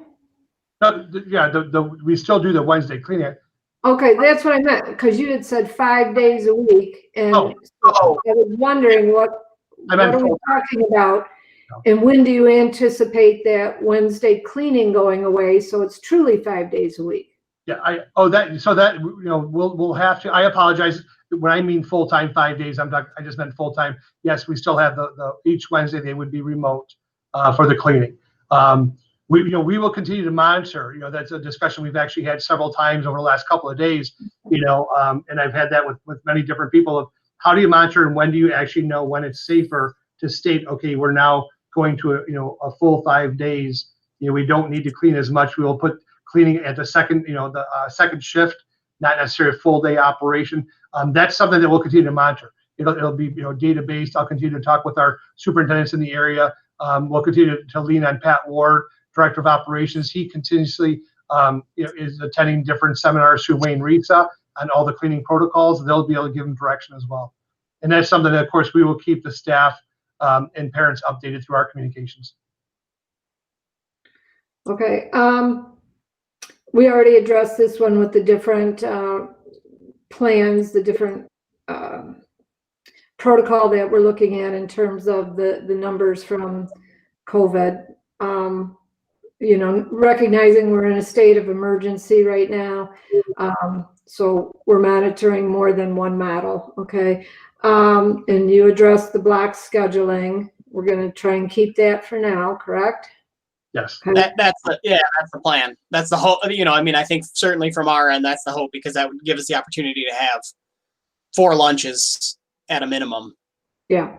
Okay. And then generally, when there's 3 confirmed cases in a location, that warrants looking at closing down the building, correct? Yeah, and that's like slightly anecdotal, but that has been our understanding so far, is that 3 has been the magic number. Okay. When we have these split classes where some kids are face-to-face and some are remotely, will the kids that are in the classroom be allowed to ask questions out loud? I don't see why not. I think they could do it through the Zoom, but I think that, whatever the teacher would prefer. I think that if the teacher says they would allow that, then they can allow that. Okay. Okay, so we talked about the mixed level. And you said there are teams right now in place that are discussing, for the high school and the middle school, these nuances and So yeah, we can grid questions. Yeah, the secondary, I can't remember what the instructional task force is called, but it was from the focus groups that we did in the summer. Mm-hmm. And so they kind of carried over to this. So I'd like to meet with them a couple more times to talk about that, even if it's just via a Google Doc, because I know how busy, they are and the principals are. Just kind of like, hey, here's the idea. What do we think about this? Here's the tentative schedule. What do you think about this? And again, this is something that's going to have to be, work through the collective bargaining agreement. So. Okay. This question came up. Does the community understand what the school day will look like? No groups, staying in seats. They even said no air exchange in bathrooms, but I think that's been addressed already. Yeah. It's not the case. Basically remote, but in the classroom. So does the community realize that? Yeah, I think we made that very clear. I remember Mr. Klein said that several times, like, do not think that this is going to be September of 2019 or before. Like, we dropped my daughter off for kindergarten for her first day today, and it was like kids lined up outside 7 feet apart from each other, wearing masks, like kind of slowly walking single file in. Like, this is not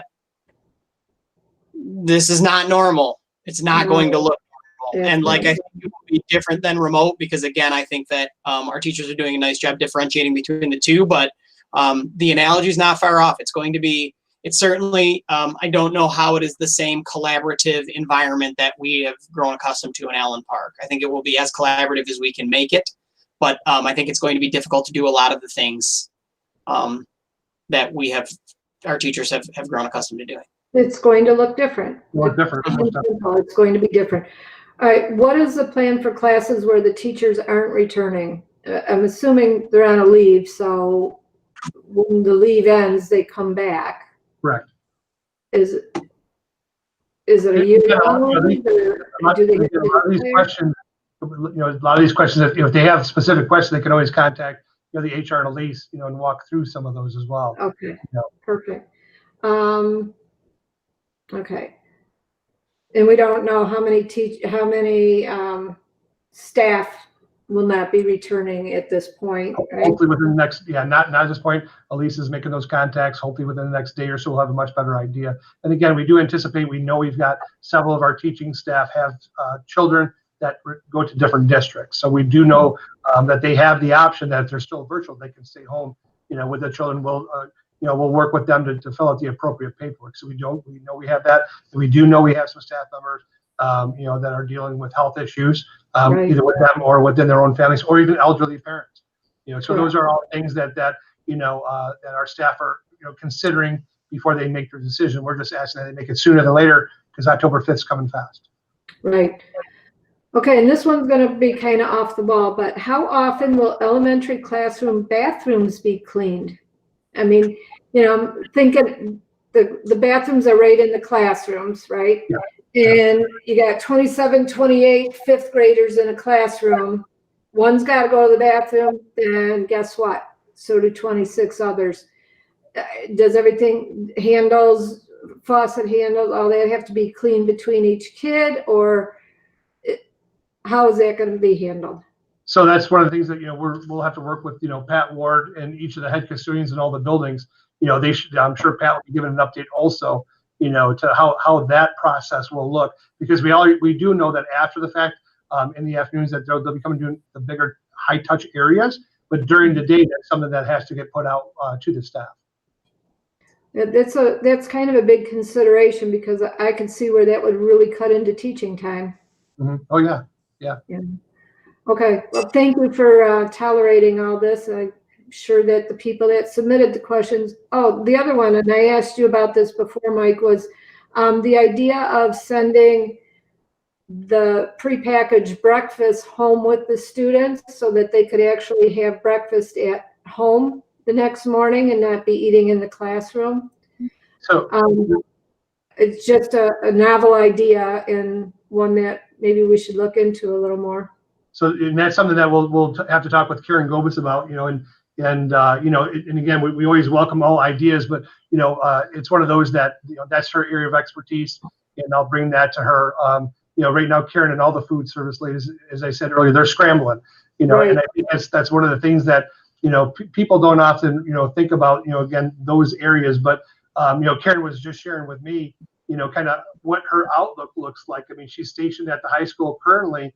With students coming back, she's losing her entire area, to be able to package up all these meals. And remember, and they've literally served, 20, 30, 40,000 meals, just at the start of the school year.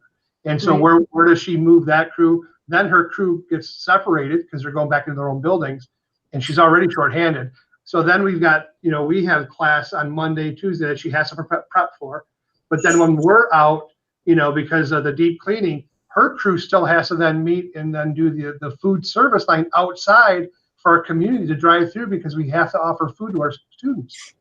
So she never, her and her crew don't get that break. But even again, so she's juggling a lot. So, these are great ideas. I actually, received a different email, very similar, like more of a breakfast idea for the kids. Mm-hmm. And we'll sit down and share those with her. But ultimately, I rely on her to kind of let me know what's really doable. We're getting to the point now, I told her we need to start ordering a lot of pizzas, just because, I'm not sure how they're going to put together all those sandwiches. So. But we'll figure it out. She always does. Yeah. Okay. Well, that's it for now. Thank you. Okay, thank you, Mrs. McDonald. Yeah, I was going to ask you about the prepackaged breakfast, but you're right. Mrs. Gobus and her staff, I mean, she and they are the best in the business. So, but it is good food for thought. I mean, those are the types of ideas that, to throw out there and may easily be shut down, and maybe something to it, but there are, no bad questions right now, right? So, and picking up on that, where are we at? What is this plan? How's it going to relate, or how will Latchkey relate within this plan? Where do we stand on that? So, we've talked with Mr. Laura again. We've got the preschool coming in, the AMP program. We do have Latchkey. We're looking to do the Latchkey starting on our last rotation of October 19th, and we felt that gave us plenty of opportunity to get things moving in the right direction. Again, we're working with our staffing, but he's adjusting his letters to kind of reflect the 19th for Latchkey. The other thing that, because of the cleaning, I want to make sure I state this on behalf of Mr. Lohr and his program. Mr. Lohr put out a letter for our preschool, and we also offer a Monday, Wednesday, Friday program. I informed Mr. Lohr, based on the district needs, we will not be able to offer the Wednesday part of that program. And so he was going to be contacting those parents. I apologize to those parents. I know that puts you in an awkward position. But again, that's a designated day. We really do not want students or staff in the building, so that we are able to go through. Allen Park Public Schools purchased 15 of those fogging machines, electrostatic sprayers. And our whole idea is just to go through the entire district on that day and really, do a nice clean on everything. So we really don't feel it's in our best interest to have little guys, running around the preschool area while we're doing the whole building. So, picking up on that, because my next question was going to be, can you give us a little bit of a different, or tell us what the difference is between a normal after-school clean versus the deep clean? Give us a little bit of information about that. Is it simply the use of fog machines? Is there any other differentiation? Just so people know what we're doing on the deep clean. So I think one of the, and again, what I'll do based on that question is I'll actually have Mr. Ward get us a document that, so I can share it with our staff. I'll share it with the board as well as the community. But the reality is, I think what we're looking to do is those electrostatic sprayers are going to be kind of our bigger issue. Those are the things that, that the industry uses. You go into a classroom, you're able to fog the entire room. And that's what will be happening, on second shift where needed. If a COVID case or, were to pop up in a building, we would then send over the team over there to clean that area with the fogging machines. It also, of course, all of your high touch areas get done. It's a little, when you have a whole day like that, you're able to really spend some time on that. You've just got your maintenance team in there. During the day, I think the high touch areas are more of a quick wipe down and move on. They're trying to get to so many doorknobs while students are in class before the next, possible change, whatever it might be. So I think it's just really more of an intense cleaning, if you want to say. But I definitely will ask him to kind of write something up for us. All right, just for clarification purpose, thank you, Mr. Darga. The other thing I guess I'm not really asking a question here. Just, it seems to be that, the potential weak link in our chain, I think, is what Mr. Klein has identified. It's the class sizes, right? I mean, it's to some degree just pretending that the social distance piece is just not something we're going to adhere to.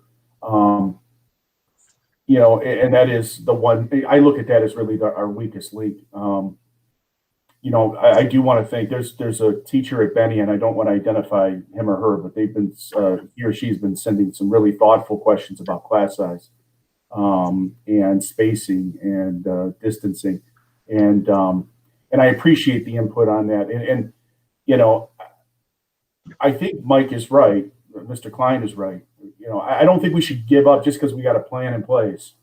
And looking at, does it make more sense to do an about face and maybe look at a hybrid plan? I'm not saying I don't support this plan. I'm just saying that if that's our weakest link, when we get this heavy lifting out of the way to start the year here, let's continue to look at that would be, I think a good idea. And I don't think anybody's necessarily opposed to that. But I know there's a lot of moving parts. It may not work, but let's not give up on it. Let's continue to look at it, because to me, that looks like our weak link, along with the other place that we're really kind of forcing distance, which is the busing piece. Mr. Shearer identified that. I imagine that between special ed or some other circumstances, there may be some things we have to bus. And certainly we will do those. Optional busing are things we may want to not do right now if you're putting a bunch of kids together. I'm presuming that you're going to continue to look at the busing component and what we're going to do with that. Is that right, Mr. Darga? That's correct. Yeah, we've already been talking about that. We've already had meetings, and discussions about stopping the busing process altogether, and just focus on the runs that have to happen. And again, it's based off of, a couple different factors. Right now, and we are against it as well as a district with the busing, but busing is a little bit of a separate topic, and they're actually allowing buses to run at full capacity as long as the students have a mask and they have hand sanitizer in the start. So as a student walks in, they get a squirt, they sit down, they have their mask on. We can still, according to the kind of the guidance, we're allowed to run up to 78 students on that bus, just like it never happened.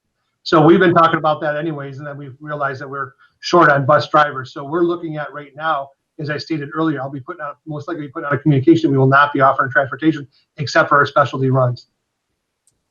Okay, well, I would just, just one voice here, but I would continue, I would continue to encourage you to think about the busing idea, because that seems to me to be a potential weak link, the same with the physical class size that we have with the number of students within them. So, a lot of hard issues here. I'll stop for now, and let's just go back through again and see if anybody's got some follow-up questions. Mrs. Flippia. I don't have any follow-up questions at this time. I think everything that I had concerns about was covered by others. Okay, thank you. Mr. Shearer. That's okay. I'll make up for the Mrs. Filipiak and ask about 1 million of them. But, the 10-5, it was amazing. It didn't dawn on me that Monday is October 5th. It didn't strike me until yesterday. I was like, holy cow. And a question, have we lost any kids yet? Have we had any kids just go off the radar? So we've been monitoring that, and we did have some students that were not reporting to their Zoom classes. We have had a lot of follow-up with our police liaison, checking on them, our building principals, social workers, counselors. Some students just moved. Some students are, decided to do a different online program. So those students that did not show, we were able to follow up on. Gotcha. Okay, thank you. And is the Wednesday high school schedule going to be like the Friday one where you do like a half hour Yeah. of every class? Yeah, those will just be flip-flop. Okay. Good. Gotcha. Thanks, Pat. I Okay. totally forgot. It's okay. The 15 people are currently in quarantine. Are they going to be back? Like when I look at the health chart, it says there's 15 in quarantine. Yes, yeah, after they serve their quarantine, they do come back. Yes. But I mean, are they going to come back in time, or is that a concern, or they're going to? Oh, no, that's It's not always going to part affect the return. That's part of the staffing concerns when any of our staff members go out Okay. on break. Okay. And if you go into quarantine, if you get tested and you're negative, can you come back, or do you have to do 14 days? 14 days. Yeah, they're recommending, even after you test, if you've been put out for the 14 days, you follow the 14-day rule. Wow. Okay. I love the ventilation stuff. That is a huge concern. So I appreciate you guys are all over that. And then what you're telling me, the teachers that aren't going to be able to come back, those are accounted for in your plan already? Yeah. Like some on medical? Yeah, the medical ones we Okay. have anticipated. Gotcha. Okay. Just for info, I checked with Gail McLeod, and since September 17th, 12 more people in Allen Park have gotten infected. But the good news is there hasn't been a death since August 29th. So, so it's still out there. Yeah, I think again, I'm with Gordon on this one and Mike. The 800-pound gorilla in the room is we can't social distance in the classroom, and I know there's other high schools that most of them have the same problem, downriver. But it's just I like what Gordon said. Let's not completely walk away from that. I mean, obviously not for these first 3 weeks, but we got to at least do our due diligence. I got some emails. I went back through, like Jeanette did, or Ms. McDonald, and went through my emails. There are concerns about the protocols, and I know the protocols exist in the Wayne County document. I don't know if that's been shared with the teachers and the parents. What to do. Here's what you do if a child gets infected. Here's what you do if a teacher gets infected. Those 6 of them in the Wayne County document. I don't know if that word's gotten. And that information has been shared out, as well as it's on our website as well. Okay. Which brings me to the website. The website, and I know you guys got 8 million things going on, but it's really not user friendly now. It's got a lot of extra stuff on it, and the big stuff maybe you scroll down and it's not clear where it is. I mean, it really needs an overhaul to make it more useful to people. I'm not arguing. But and I'm trying to be critical. No, and the guys are doing a great it's job. right now. I'm trying to remind everybody, you know, that the gentlemen that are helping us with our website, you know, they're not, you know, website experts. They didn't go to school for that. And so they're doing their best. They're learning as they go. You know, but I agree, you know, and they're doing their best to try to tighten it up, but there is a lot of areas that are just not user friendly. So we are learning how to tweak it. But again, they're kind of doing it on the fly for us. Well, here's a case where we got money. Why don't we go out and buy a website designer and pay $5,000 and say, come in and straighten this thing up. I mean, that's money well spent. But, you know, sometimes you just got to go outside. Or there's probably a parent in the school district that is a website expert to say, hey, we need somebody to come in and tweak this. But yeah, it's not usable now. It's really, especially when you compare it to the other schools. Okay, do the teachers have to take a COVID test to return? I think you told me that before. Are the teachers required to get a COVID test? No, they were not. Only if they're systematic. Only if they've got. But you know that they are not required.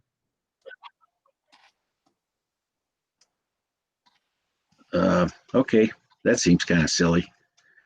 I mean, I would make the families test. I know you can't do that, but I think when you communicate with the parents, I think one of the things would be, hey, you got to check your kid in the morning. 2, if you could, you know, please get your kid tested. Here's the list of the free testing locations. You know, anyway, that's me.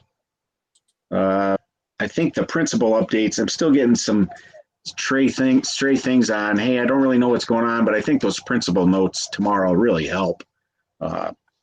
So I think that's going to take care of that.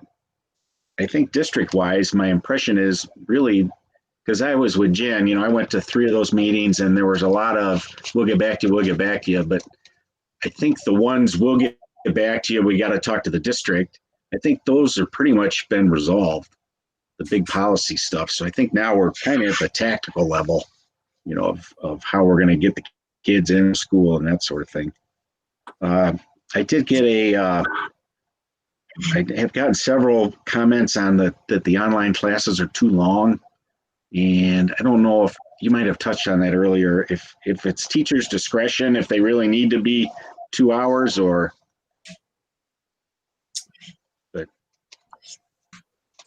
so my question, can the teacher, the blocks are too long for some students, is that.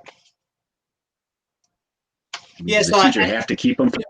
I mean, the hope is that the teacher isn't just like straight lecturing for 2 hours, that they're engaging them in activities, they're bouncing in and out of breakout rooms, they're giving them the opportunity to do some independent practice, they're coming back in.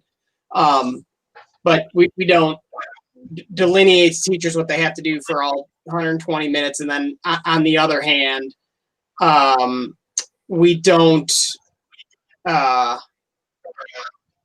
you know, on the other hand, we can't tell teachers not to teach the full time because there is a, you know, while the 1098 180-day requirement has been loosened this year, we still have the obligation to make sure that we're providing instruction to our kids. So we can't say like, hey, if you feel like today you only need to go for 40 minutes, go for it. Yeah. They're expected to do it, but those 2 hours should be engaging. Got it. Okay, I'm with you. I think we can't go, somebody asked about going back to normal. I don't think until the state gets into phase 5, I don't think we could really ever get back to a 5-day-a-week normal. I think that's kind of the go, no-go point for going back to the new normal. And you made a good point. You guys educated me last week that all districts aren't the same. I get a lot of, you know, this district's doing this, district's doing that, but it really depends, you know, how many buildings do they have? How big are their classroom? How much of their student body is going virtual? So I got more compassion now for, you know, just because District A is doing this doesn't mean District B can do this. Like Mike, you told me, like Melvindale isn't even going back because their families are multi-generational. That's correct. And COVID would just wreak havoc. So like every district's different, you know, it depends on, you know, wealth, demographics. So anyway, it's, but still it's, you know, if somebody says, hey, this school district's doing that, we have an obligation to look into it and do our due diligence, but they're just not all the same. You know, again, hire temps wherever you need it. I mean, if you need temporary people, there's people out there that need jobs, you know, it's easier said than done. This came up at I can't remember what the answer was though. It was at the high school one. When they do the desks, are they spraying them with Lysol so you don't have to wipe them? I mean, that would be a lot faster, but is that what they're doing, or this is a spray and wipe? Yeah, they're going to be wiping down. At the end of the day, though, they can just spray and let it sit. But during the day, we're asking that they wipe the desk down. Gotcha. Okay. COVID website. Like frequently asked questions, although I'm going to tell you, the ship's moving so fast now, we're almost past the frequently asked questions. Is your experience that the infections at these schools are coming from the outside? Yes. This is community spread coming into the school? Okay. Yeah. It's all exposure type stuff. Gotcha. So the key is parents, families, you got to keep, you know, don't give up yet. Stay with the COVID procedures. Got it. Okay. Again, busing, I just think busing is just a mistake. Other than, you know, hardship cases, you know, maybe, but we got to really restrict it. You know, this is a pandemic, and you know we're gonna have to. It means, you know, although when you tell me this, does busing actually simplify drop off and pick up because they're all coming in at one time, or does it make it harder? Well, it does simplify for the parents that are obviously utilizing the services. They do come in, you know, when the bus drops off, they come in one area and then disperse to their classroom, wherever that may be. So, you know, it's hard to say if it helps out in the building setting, because again, now you've got, you know, if there's, let's just say 70 students, you know, because you're on the bus. Gotcha. Well, anyway, I would say we shouldn't bus the first 3 weeks and then revisit. Although my wife is supposed to start bus driver training on Tuesday. So, I think Jen made a good point. You know, one thing we got to be thinking about, and I know you are, is just that families that have multiple children, you know, our plans, are we, you know, sensitive to that, and are we locking them out of anything by doing it? Because I know there was a point where we had 4 and 3 different schools, or 2 schools. It gets a little nutty. But I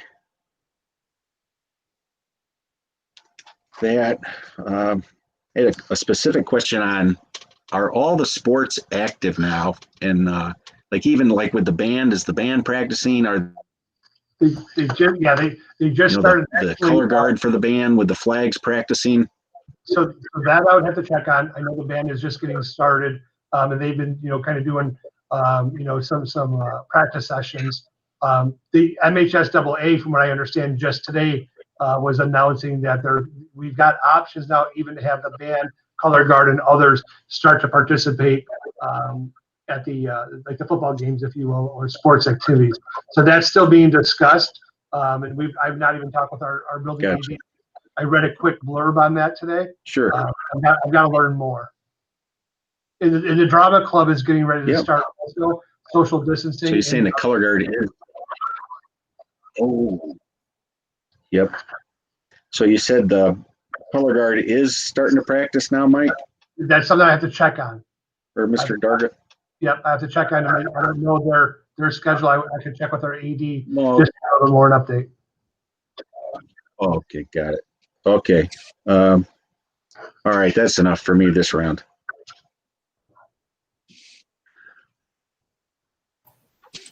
Okay, thank you. Mr. Klein.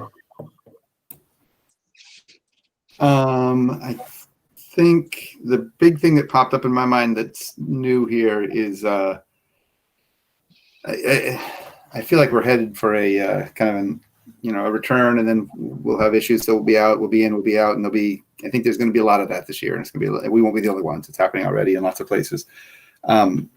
So as we begin this process, we need to get good at that. I think the technology purchases put us in that place, but that's my next concern. I think it sounds like we're going to be putting those computers in the hands of kids in the next week or so, and asking them to bring them to and from school. And to make sense of that tech plan needs to come out fast. We need them signing stuff. They need to have a plan for what happens when they break them. They need to know how to charge them at schools. They need to know who to go to when they have software issues. We need fair use policies. All that stuff has to start to drop quickly, because we're going to need to be seamless on that, right? That's going to be that can be our saving grace as we, when you've got a sub in there, you may end up almost be teaching it like you've got the teacher from home who's quarantined but still really active and can be involved. But so that's going to we're going to need that to start coming out quickly. I know there's a lot flying at the same time, but that's going to be, I think that's coming fast. Other than that, I think, well, you know how I feel about the rest. Okay. I'm good for now. All right. Thank you, Mr. Klein. Dr. Warren. Thank you, Mike. That was mine. So that was good. I appreciate that. So that was one of my big ones that I realized coming up listening. Gordon, you hit on Latchkey, so thank you, because that was another one of mine. And Jeanette, when will the Wednesdays end? So I appreciate that, because I had the same type of questions you guys did. Two other quick little things that just popped in my head during this was random question, but no safeties, which I understand, but like elementary level, those are the people who open the doors for the kids. Who's going to do that? Just curious. Can the kids just go in, or is there going to be someone there? And if so, who's going to be that? And I'll defer again, to our building principals. That's something that when we met, we didn't discuss, like, the actual, like, that part of the process. We did discuss safeties. We did not discuss if we're going to have, adults there monitoring who comes in, how are they going to prop the doors open. And, all of our buildings have, there's, 10, 12, 15 doors in every building, and we have students entering and exiting in all of those. So that's something that will also be shared out.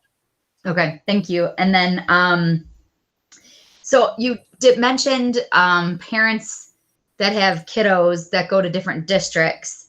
If they're so virtual, they have the opportunity to stay home until their kids go back.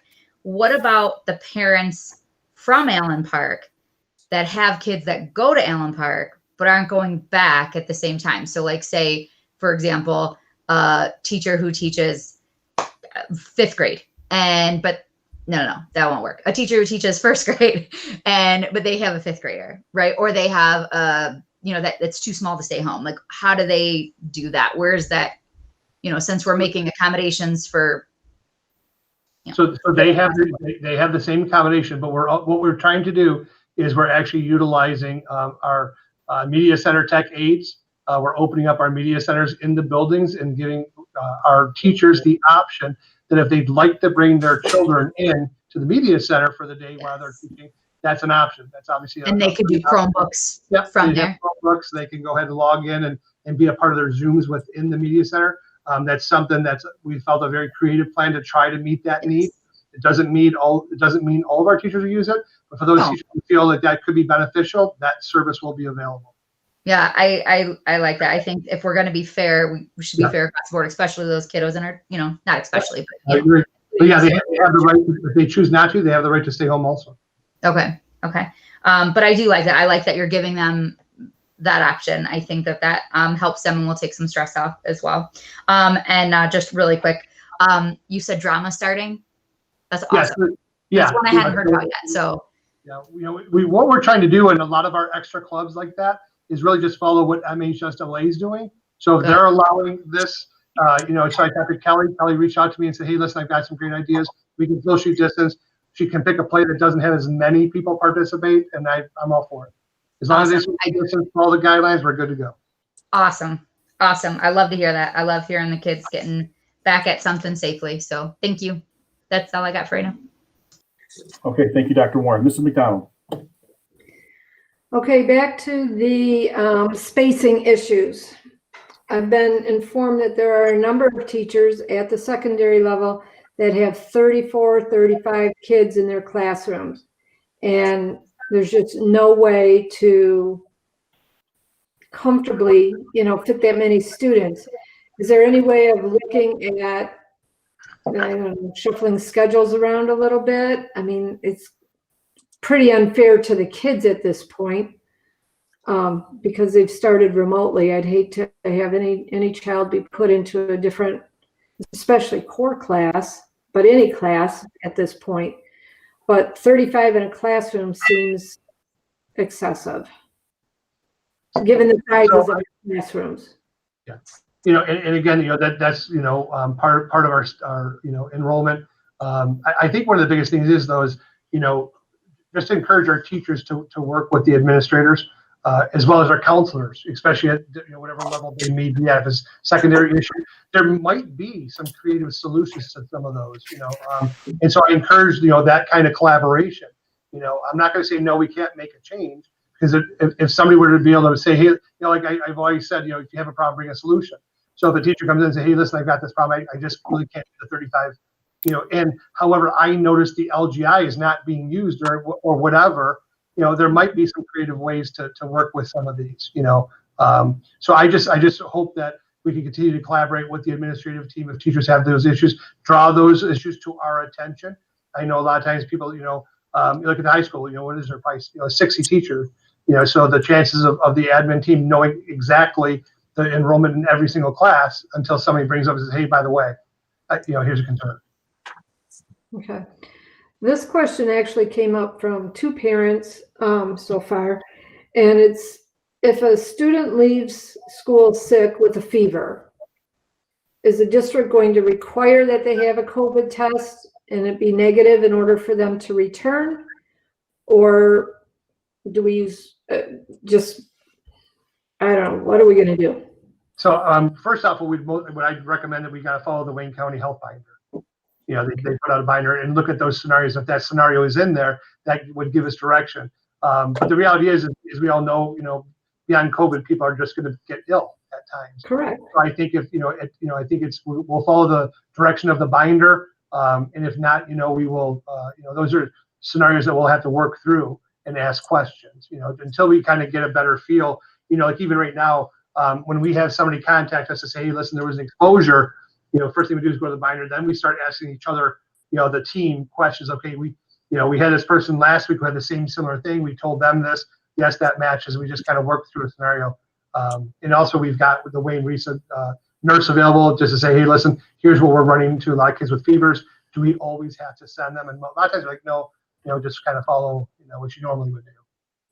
Well, especially since we're entering flu season too, and strep and all the rest of that. Okay, so it's a case-by-case decision, it sounds like. So. Yeah, I would Okay. think so. Could you please explain the prep schedule as it applies to the block scheduling? Because I'm hearing that teachers won't have a prep every day. That's correct. So, and I can have John talk about that, but that was part of the agreement when we went to the block schedule virtual, and that's the same thing here. And in the LOU, there is prep period, as every day. However, with the block schedule, they actually every other day have more time established. There's also time available before, I think before school. There's built-in time every day. But Dr. Tovalsky can kind of talk about that a little bit more. Yeah, so the day is essentially, and this is gonna depend on what it looks like when we actually come back. So the fine details, because the day right now for teachers is 8:30 to 2:30, or 8 to 3, and then they would have a half hour before and a half hour after, essentially. So if we did like 8 to 2:45, that would be, I believe, a shorter day than they currently have. Because it's 7:41 to 2:49. Mm-hmm. So like teachers would have prep time. If we did, let's just say we did 8:30 to 2:45 for the sake of argument, or 8 to 2:45. I mean, teachers would have 30 minutes before school every single day, before students reported every single day. But then they would also have, depending on how long the hours are, 90 to 120 minutes prep time every other day. And so, but again, those are the kind of the finite details that we're going to have to work out with the schedule and make sure that we, meet the needs of the teachers, and also being mindful of instructional minutes, even though there's been leeway given. I don't think we should go from 1098 to 640. No. Okay, so then maybe this is where my misunderstanding is, but I thought we were sticking with contract language in terms of start and stop time for each school day, but that's not necessarily so. Yeah, that was one of the things that we discussed today to maintain some continuity with our in the event, to kind of everybody's point, in the event we do have to go back to remote, to maintain continuity if we were going relatively the same. And I think the original plan was to go back to contract, but then as the group started getting into this block schedule and seeing kind of the advantages of it and what was happening and how it might look in a classroom. And then, when you talk about cleaning, if you're only cleaning after 2 hours, that's a big difference as opposed to cleaning after 5 hours. So, that would provide more instructional time for our staff members. Okay, that makes sense. Thank you. That's it. Okay, we've been around twice without going around again, and I'm happy to if we need to, but by show of hands, does anybody have more questions that they want to ask? It doesn't look that way, so. Yeah, and I think you got 3 of us there, Gordon. Sorry about that. I have one question come in. I just want to read it out. I'm confused about the drop-off plan. Students are required to social distance outside before entering each day, but then go into their classroom where they're sitting close together. That makes no sense at all. Please help me understand the reasoning behind this decision. Can somebody talk to that point, please? And again, I think we need to be, just kind of pointing out, the executive order from the governor does know that schools are not all built at the same time frames, as well as all of our class sizes are different. So therefore, in the executive order, the governor does allow, that the schools will, may not be able to maintain the 6 feet social distancing. She actually did not put a number on it and just has it under the, the recommended area or highly recommended. Unfortunately, Allen Park Public Schools classrooms, class sizes do not allow for social distancing. As we heard earlier, we've got some desks as close as, 18 inches apart to some might be closer to 2 feet apart. I don't think anywhere they're 6 feet apart. That's part of, unfortunately, what we have to deal with in Allen Park Public Schools. That's, our reality, as well as many, many schools in the Downriver area in Wayne County. All of our schools are pretty close together, and that's one of the biggest concerns across the board is that we're not able to. Some of the brand new schools that have been built, out in Macomb and Oakland County, they can social distance. We're not able to. So the best way I can say it is, unfortunately, we will do our best if we can social distance our students outside with fresh air. When they come back in the building, they know they'll be going into with their cohort into that classroom. Okay, thank you. Yeah, the sizing is not great, but it is what it is. Just a thought on the extra large class sizes, the classes that have the overflow or the large numbers. I was going to mention LGI or auditorium. I don't know if those are options to have further spacing and for more kids, but just a food for thought. Then the other thing really was brought to my attention when Mr. Shearer was talking about professional website development. This is really probably more for administration than anybody else, but when your predecessor, Mr. Darga, was here, one of the first things he did was a 5-year plan. You may remember that because you were a building level administrator at the time. And part of that 5-year plan, what we did is we professionalized our overall our look. So, when you see an AP now, it's the AP that was designed during that time. It's always supposed to be the same AP, down to and including what they call Pantone, which is the actual color to be used. We've got a digital Pantone somewhere there that is our actual color. I think periodically, as administrators turn over building level and teachers come in and have their own idea, periodically we probably should revisit that so that we develop that consistency on what our labeling, what our color, all of those things are. But I just wanted to bring that to your attention. That's a decade or more ago. And so with no other questions and no other hands that were raised, why don't we move on to number 6 on the agenda, citizens' comments. I'll turn it over to Dr. Tufelsky. Hey, Gordon, there were 3 of us with hands up, me, Oh. Jen, and Mike Klein. I'm so sorry to interrupt you, No but problem. I did not see it, so I was looking, but I guess I can't see 9 squares at once. All right, go ahead. I'm sorry. Mrs. Flip, yeah, go ahead. this is more of a comment than a question. I think it was Mike Klein was talking about how the idea that we're going to be in and out of school most likely as people get sick. I think clarifying that plan to the community, what that's going to look like, what the time frame is going to be, because one of the biggest complaints from parents that I've received is that not only is it challenging, but it prohibits their work schedule, things like that. If we're going in and out of school, at least giving some consistency as to how we're going to do that might help parents, and to start communicating that now, because, when you send out mass communications in schools, it takes sometimes it takes a while to trickle down to families, depending on how many times you share that out. But being very clear and knowing right now what that plan is for people, I think is going to be extremely important for our families in this community, because if we're just closing a school, we need to, how is that going to be communicated? How are we going to keep kids from showing up at the door on that day because they didn't hear that communication? I think that's really, really important to give that to our families so they can make plans for that in the future. And I also, if we have high school classes that have 34 kids in them, we need to solve that problem. We need to be making adjustments to those schedules. And it's very easy to see as a high school administrator how many kids you have in each class and how many classes you have to deal with. And I think that has to be dealt with immediately, because if we're jam packing those classrooms with 34 or 35 kids, that is not good at all.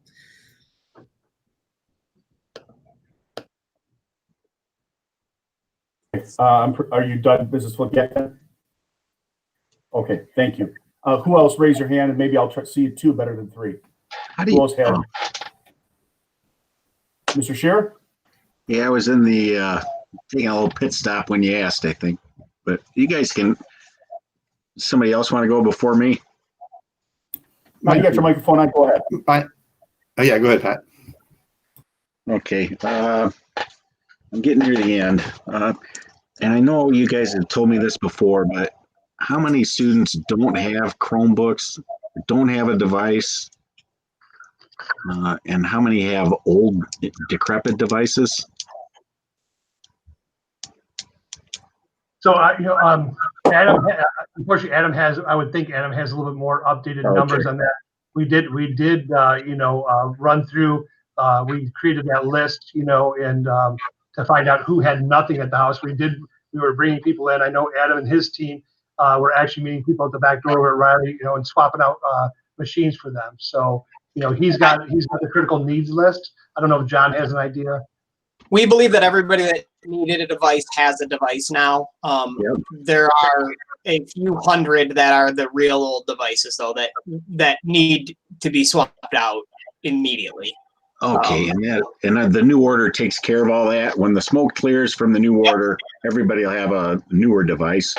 So, when the smoke clears from the new order, this first round, not the youngins touch screens, those will probably be November, December, as we heard from Firefly. But this initial order, so call it October 20th, 3,500 kids should have a device that is less than a year old. Oh, great. Okay, that's super. Out of 3,800. Yep. No, that's great. So if we put this plan out there, and if a parent says, "Hey, I've changed my mind, I want to go virtual now," is that okay? No, we are not allowing parents to switch to virtual. It's the system is, when you're switching midstream like this, they can come from virtual to remote from virtual to in-person, because we have teachers there who are able to formatively assess and make sure they're able to fill in any gaps. But starting off the year on the virtual platform was extremely difficult for most parents. Part of that was our fault. Part of that was the platform's fault. Part of that was the lack of understanding what the program is going to entail. But going to virtual now would be nearly impossible for our kids. And so we would just be setting them up for failure. And again, the idea of remote, like the 1 week that we're doing with kids in classes with teachers, like that's not a sustainable idea. As Mrs. McDonald and I were talking earlier, like those are two very different ways Sure. to teach. They should be taught very differently. So like, this is not something where we're like, well, let's try this out and maybe we can just give kids the choice for the rest of the year. Like it is going to be very difficult for the teachers to do this for a week. I think it will be harder for the students as well. And so, but I think that the benefits of making sure kids get in and get comfortable with the building in a smaller setting, in a smaller group, is worth the two class periods Sure. that the students and teachers will have to be working on this Got it. per hour. Okay. The question of fans came up on if a room is hot, can they use a fan? I mean, it's a tactical issue, but Yeah, that should not be an issue. But what Yeah. I said, I do want to double check that. But again, the whole idea is they're trying to get airflow. They wanted if you can have the window open and all that. sure. One of the things that we were looking at, we were told many years ago with our current doors, they were not allowed to prop the door open because it's a fire hazard. And by fire code, all doors were to be closed. So we got, I just want to make sure I clarify, again, we're not opposed to fans. And again, those teachers, with the weather, it gets extremely hot in Yeah, their classrooms, especially the second floors in some of our buildings. sure. But either way, so we will definitely look into that to see, if we're able to get fans in the rooms. Yep.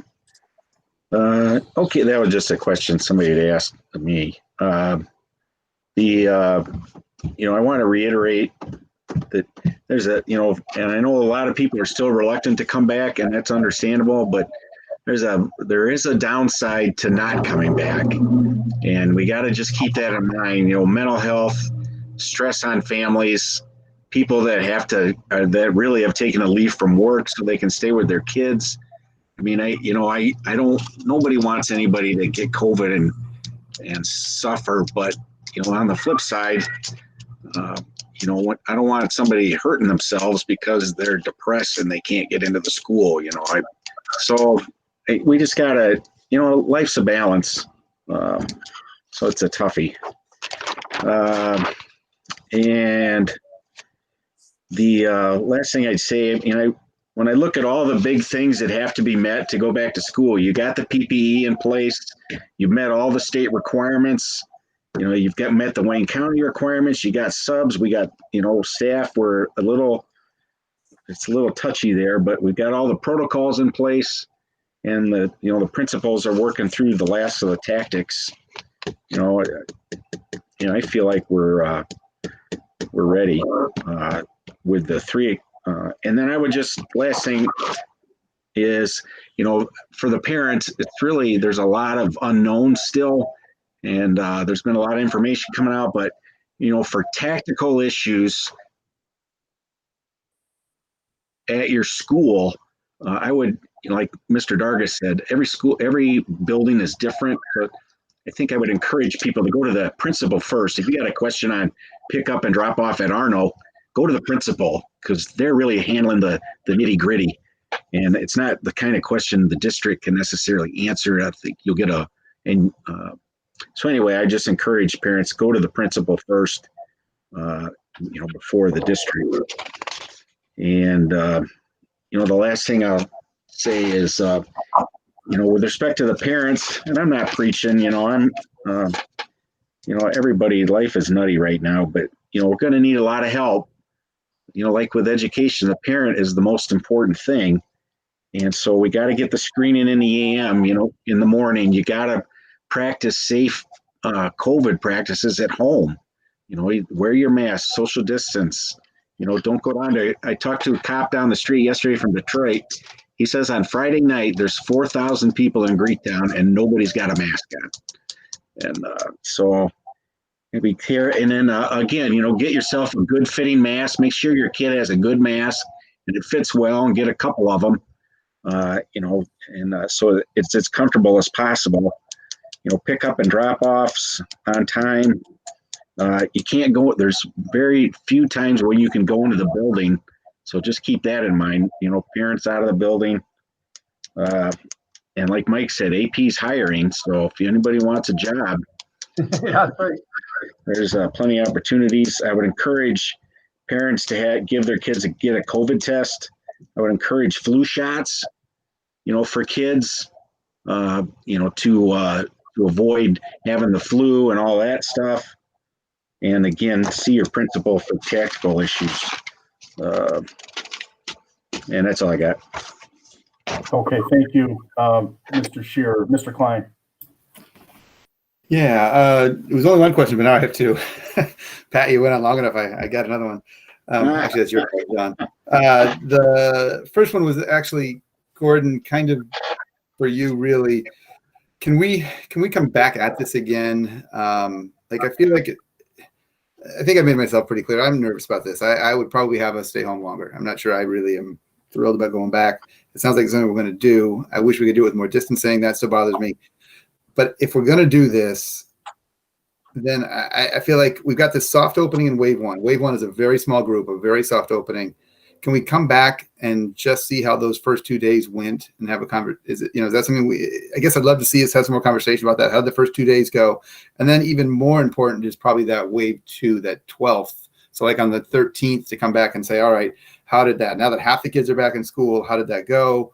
Have we had a chance to look at all those documents the teachers have put out and staff have put out all of these questions and all these wonderings, and a lot of them don't have answers yet. Can we see that all those have finally been answered?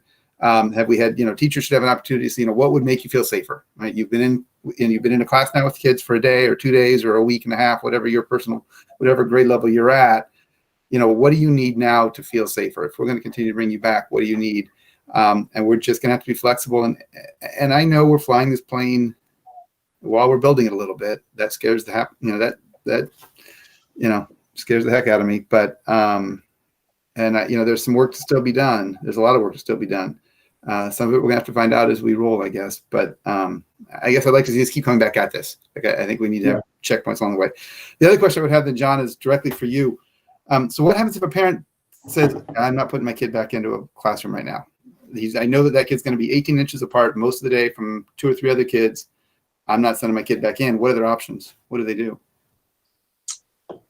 Honestly, the offering of free and appropriate public education through Allen Park Public Schools is through face-to-face at this time. I mean, we're under no obligation to provide a virtual track. We did that at the direction of, the board, the community, the parents that wanted it. And at some point, due to staffing and all of those things, we had to draw a line and say, like, after this date, we're not going to allow kids to switch into the virtual track.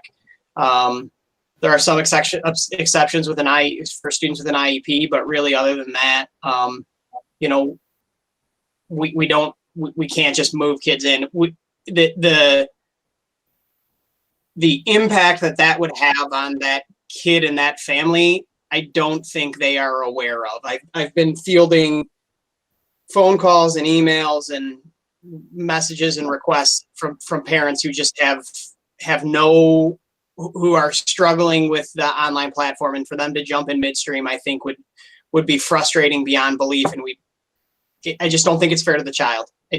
So when we talk about educational best interest of the child, I think that would be a bad move for us. I have no problem.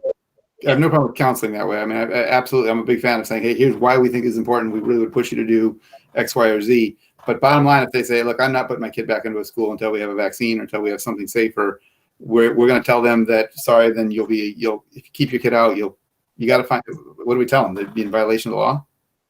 I mean, they can, I mean, their option is they can send them to AV Public Schools. They can homeschool, or seek another school or district. I mean, that we're in a position where, that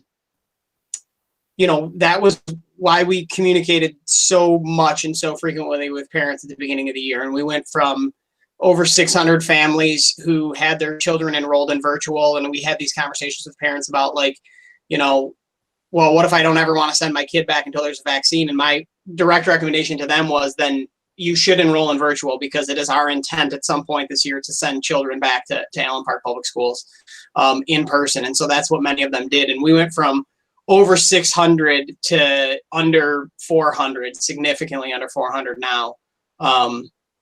So that's, you know, I mean, I guess at this point, listen, I'm not the decision maker. There's 7 of you here who can tell me differently. But I just don't see how that is a feasible option unless we were to, you know, do something a little bit differently. All right. I hate that answer. I you know, I don't love it either. I mean, but I don't want to set kids up for failure. And I'm afraid that, parents will, I'm just afraid that the wrong decision will be made. And I don't want to put the kid in that position. And I know parents know their children best, but I also think that, I want to make sure that parents understand that we're going to do what's in the best interest of the child at all times, including whether or not, you know, the board and the district feel it's safe to return. You know, at what point is it, you know, valuable to have your kid switching from remote to virtual. So, and again, if we're told change your answer to yes, we're welcoming you into virtual, then we're you know, we can change course on that. But that was kind of the, you know, when we made that decision back in August, that was the direction that we went in. I think it's also important though that we kind of, you know, look at, you know, one of the things we always look to try to do is grow and adapt and you know, and visit what others are doing. And, you know, I think that's one of the things that if people are working with other options and they're able to share what they've done in their districts to have an alternate placement, you know, I think that's something that we bring to the table. You know, John is right. Those are discussions that did take place a while back. And that is always, you know, John and I have talked about this many times. You know, if we have a parent come in and say, listen, I'm just not comfortable, you know, what is our stance? And, you know, as Mr. Klein stated, you know, there's some unacceptable answers. And then there's just kind of where do we stand as a district and how have we always operated as a district? You know, you guys know, you know, I'm all about, you know, options. I know John is too. You know, it's one of those that, you know, what best meets our needs, what best meets that student's needs as well as that family's needs. And I think a lot of that gets put up on an individual basis. But again, I think we need to count on the people around us and districts around us, you know, whether it's Wayne County, Macomb County, or Oakland County, of how do they operate? You know, there's a lot of schools in our situation. You know, what did they do differently that maybe we haven't thought of, or that we, you know, this is new to us. You know, we've not had these before. So, you know, what options are there? You know, we're not ones to close the doors on anything. You know, just like going back, you know, we talked, you know, earlier about the hybrid model. You know, and several people have, you know, teachers, you know, board members, community members, you know, have mentioned that. You know, and as Gordon stated, you know, we hope that the door is not closed, and I'm the same way. You know, I think the whole idea is that we reflect. You know, Mike was talking about coming back and reflecting, you know, gauging what's happening. We've got our next board meeting scheduled for, I believe, the 14th of October. You know, it's our next scheduled monthly meeting. You know, if we need to have a meeting before that, then we're able to host another work session as another, like, you know, COVID related, you know, reopening update. You know, but getting back to kind of options and looking at programming. You know, I think we also, you know, we need to see what is available so that we could look at that and then make a decision based on what's available to us. You know, so I get where everybody's coming from. You know, and these are scenarios that, again, you know, may come to us. You know, and if somebody was to walk in my office and say, hey, listen, I'm not comfortable, I'm scared, or whatever it might be. You know, I want to make sure that I have a plethora of things that I can say to them and offer to them, and that's something we can definitely work on.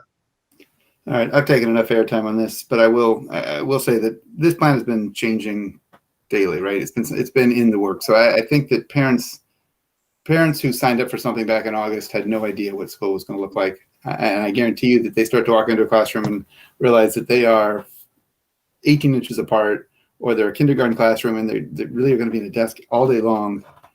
I think parents are going to begin to say, hey, wait, this wasn't really what I was thinking. I don't like the idea that we don't give them options. All right, I've taken enough time. Thanks. All right. Mr. Klein, I just want to respond to your first part of your question when you had asked about further meetings. I don't think there's any prohibition on as many meetings as we want, as we're open. We can do whatever we want with that. Frankly, it's probably our duty to do that. So, next week, whether it's, whether the board feels it needs to be a full special board meeting like tonight, or whether it's small groups with Mr. Darga to utilize their time better, whatever works out best. I think everybody's willing to do it, to hear more about the first week, and then probably more about how's the second week going, and then how's the third week going. So to answer the question, we can certainly meet as often as we want to on that. Does that make sense, Mike? Is that me, Mike? Yeah, you, Mike. I'm sorry. Okay. Yeah. That second week's going to be the one that's, I think, is critical, right? That's going to be the first real test. The first week is very, very soft. The second one is still soft, but has a lot more kids involved. So I guess I'd really like to quickly, after wave 2 starts, to have some formal feedback. The first wave, they can be informal. We can have conversations. Teachers will reach out. They've been good about that. Good. Well, that's that kind of continues with what our spacing has been, right? It's been about every 2 Thursdays we've been doing this. So, maybe if it works out with everybody's schedule, we can do that second week, that second wave week, to get kind of a formal update. I think it's a great idea. Thanks, Mike. Mr. Klein, I'm sorry. Anything else with you, Mr. Klein? No, I'm good at this time. Thanks, Gordon. Okay, thanks. Dr. Warren.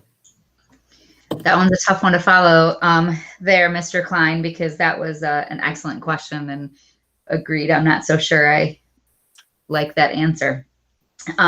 So I definitely, something we can talk about for sure, or need to talk about sooner rather than later, right? Since this is coming up. Real quick, a couple things were said, like, for example, drop-offs and pickups, like go to the school principals for that. The sooner they can get something out, the easier that will be on everybody, because we're all getting multiple emails every day. I'm a parent, I'm concerned, right? Like, how's that going to look? So, the sooner they can get that out, that would be a huge, huge help. I know they're already doing 100 things, but that would be a huge help. Thank you. I do like the fact, what I did, and I know we're not a business, but what I did in my business when my staff came back is I asked them, what can I do to help you feel safer? What can I do to make you feel safer? I think that is a very valid question. Obviously, we're not going to be able to do necessarily everything because, obviously, we can't do much about the desks, right? But is there something else we can do to help them? I think that's a great question. I think we should put that out there to the staff once we start getting back in. Also, more meetings, first of all, real quick, because Mr. Miller, you just mentioned that. Can the administrators please, I'm cool with more meetings, absolutely. I think unfortunately with these times, we need them. But can the administrators please get that out to the teachers and staff as soon as we know we're going to have it? So they're not like, what do you mean there's a meeting and they saw it on Facebook, right? Like, can we make sure that gets out to them as soon as possible? Yeah, most definitely. Yeah, we'll put that in a communication. Okay, yeah, like if each building principal sends it out, so that way, it kind of helps them understand. And I guess my 2 things that one is a question, one I'm just confused. So the first question is, now that gyms are reopening, can we go back to the students using the weight room? Like, there's a class that uses it. Sports tech. Yeah. Like, can they go back to using the gym now that gyms are open and mandated from the governor? Can we go back to using that class? That would, I need to get guidance through Wayne Risa and something like that. And because I know that the gym reopenings and bars or whatever it might be, that's a different EO. So I just got to see how that would reflect with our students, in the school, because again, now you're touching multiple areas, rotating stations, the whole bit. And I don't really know how that would work with the cleaning and the gym equipment. I'm not opposed to it. I just got to learn more about it. Yeah, I'm curious too. That's, yeah. Okay, and then my other one, the one that I'm really still confused about, and I'm so sorry, I know you've addressed this, but I don't understand. But I guess I'm not wrapping my head around it. So 8:30 a.m. will start all schools, middle school, high school. I mean, obviously elementary, I know that, but like middle school, high school as well? We don't have a finalized time on what start and end time will look like. Yeah. Okay. I'm sorry. Like to keep it as close to what it currently is for ease of going in and out and what we're doing. And essentially, probably for the first week, it'll, until everybody comes back, it'll be that, but we would give parents notice, hey, as of October 12th, it's going to be this time, or as of October 19th, it's going to be this time.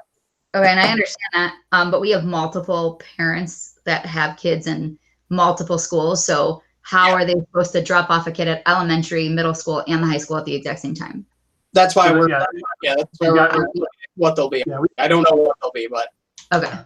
And I mean, those meetings will take that. place, now that we're moving forward with this, those meetings will take place first thing tomorrow. And again, we also have to work, through the APA, and it's about minutes as well with the contract. So those are things that we got to make sure that we're in sync on, and then we'll put out a communication.